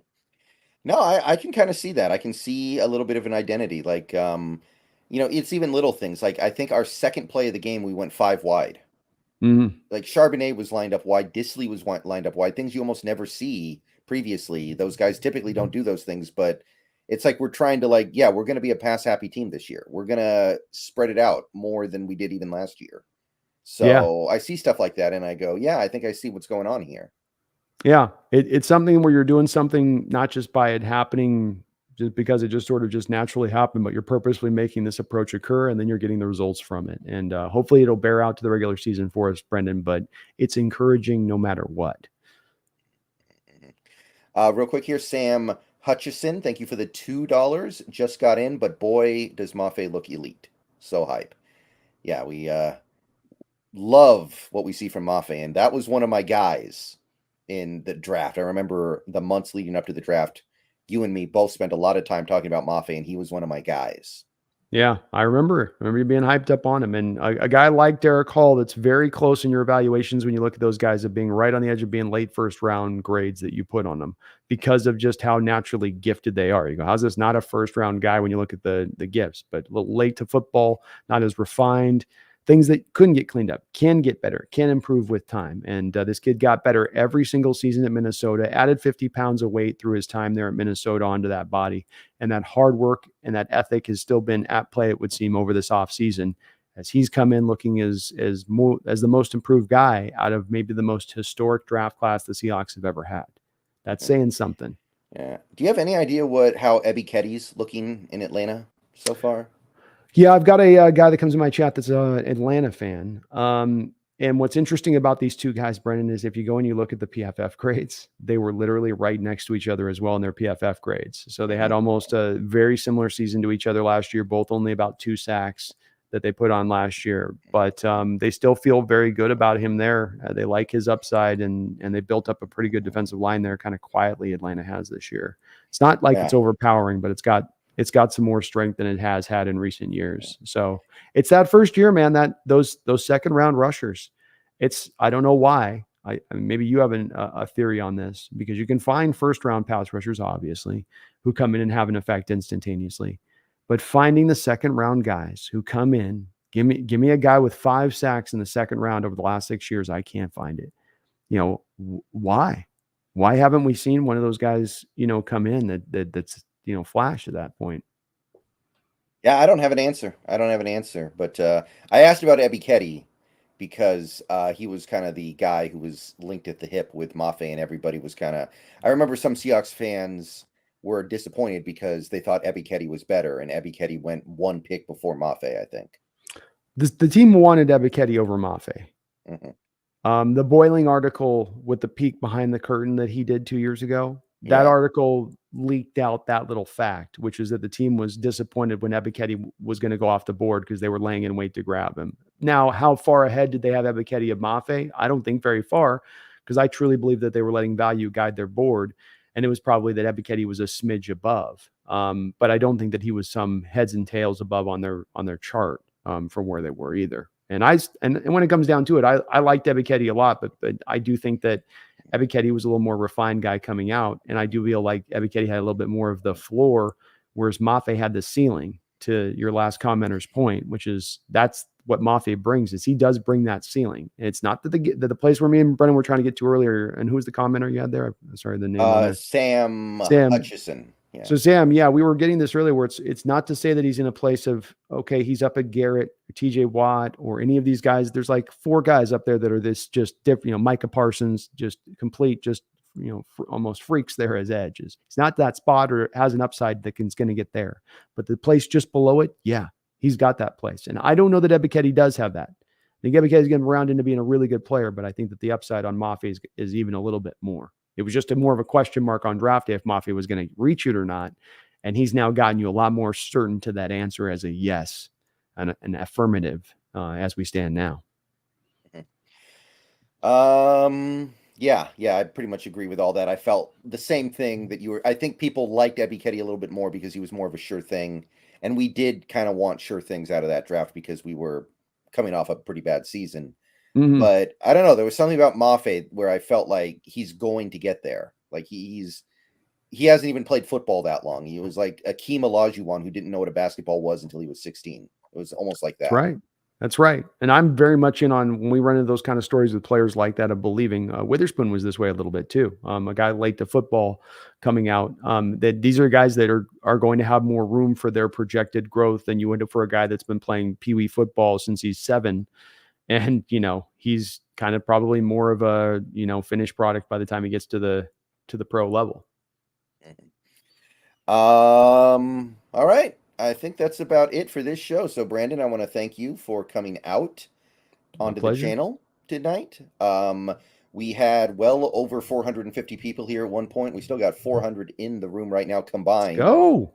So I think the thing about streaming to 2 different locations has worked out because it seems like we're building more traffic because of it. So that's pretty cool. It's awesome to hear. Yeah. And Tuesday night, we're going to be doing a very special BNB show. A very special BNB on this week on a very special BNB episode. That's right, because college football starts later this week, and we want to get people ramped up on that. So keep an eye out for a Tuesday show where we talk about the interesting prospects of this upcoming 2023 college football season. Back at it on Tuesday, folks. We're going to get an eye on these prospects really early on and all the way throughout the year is just kind of an extra attachment here onto the BNB show. So, yep, we will see you back there on Tuesday for that. All right. So that will do it for the show. Thank you to everybody for coming out. I will be on Twitch later tonight. We're going to start random game from the N64 library on the Switch. We're going to do Mario Tennis and see if we can get into that at all. So, good luck. All right. Thank you. And look, it's 2 good preseason games now. We've had 2 good preseason games. And generally speaking, that's boded well for the upcoming season for the Seahawks. And it kind of makes me think of those great Seahawks teams from the early 2010s that dominated in the preseason and then went out and started dominating in the regular season. So if you are not hyped yet, it's time to start building that hype a little bit. And if you're going to build your hype, there's one thing you have to remember. You got to know it. You got to remember it. You got to keep it at the forefront of your mind. That's right. So I'm going to remind you guys, and I'll remind you guys again next show and the show after, but I'm going to keep doing it. It's always going to be one more time. Go Hawks. Go Hawks.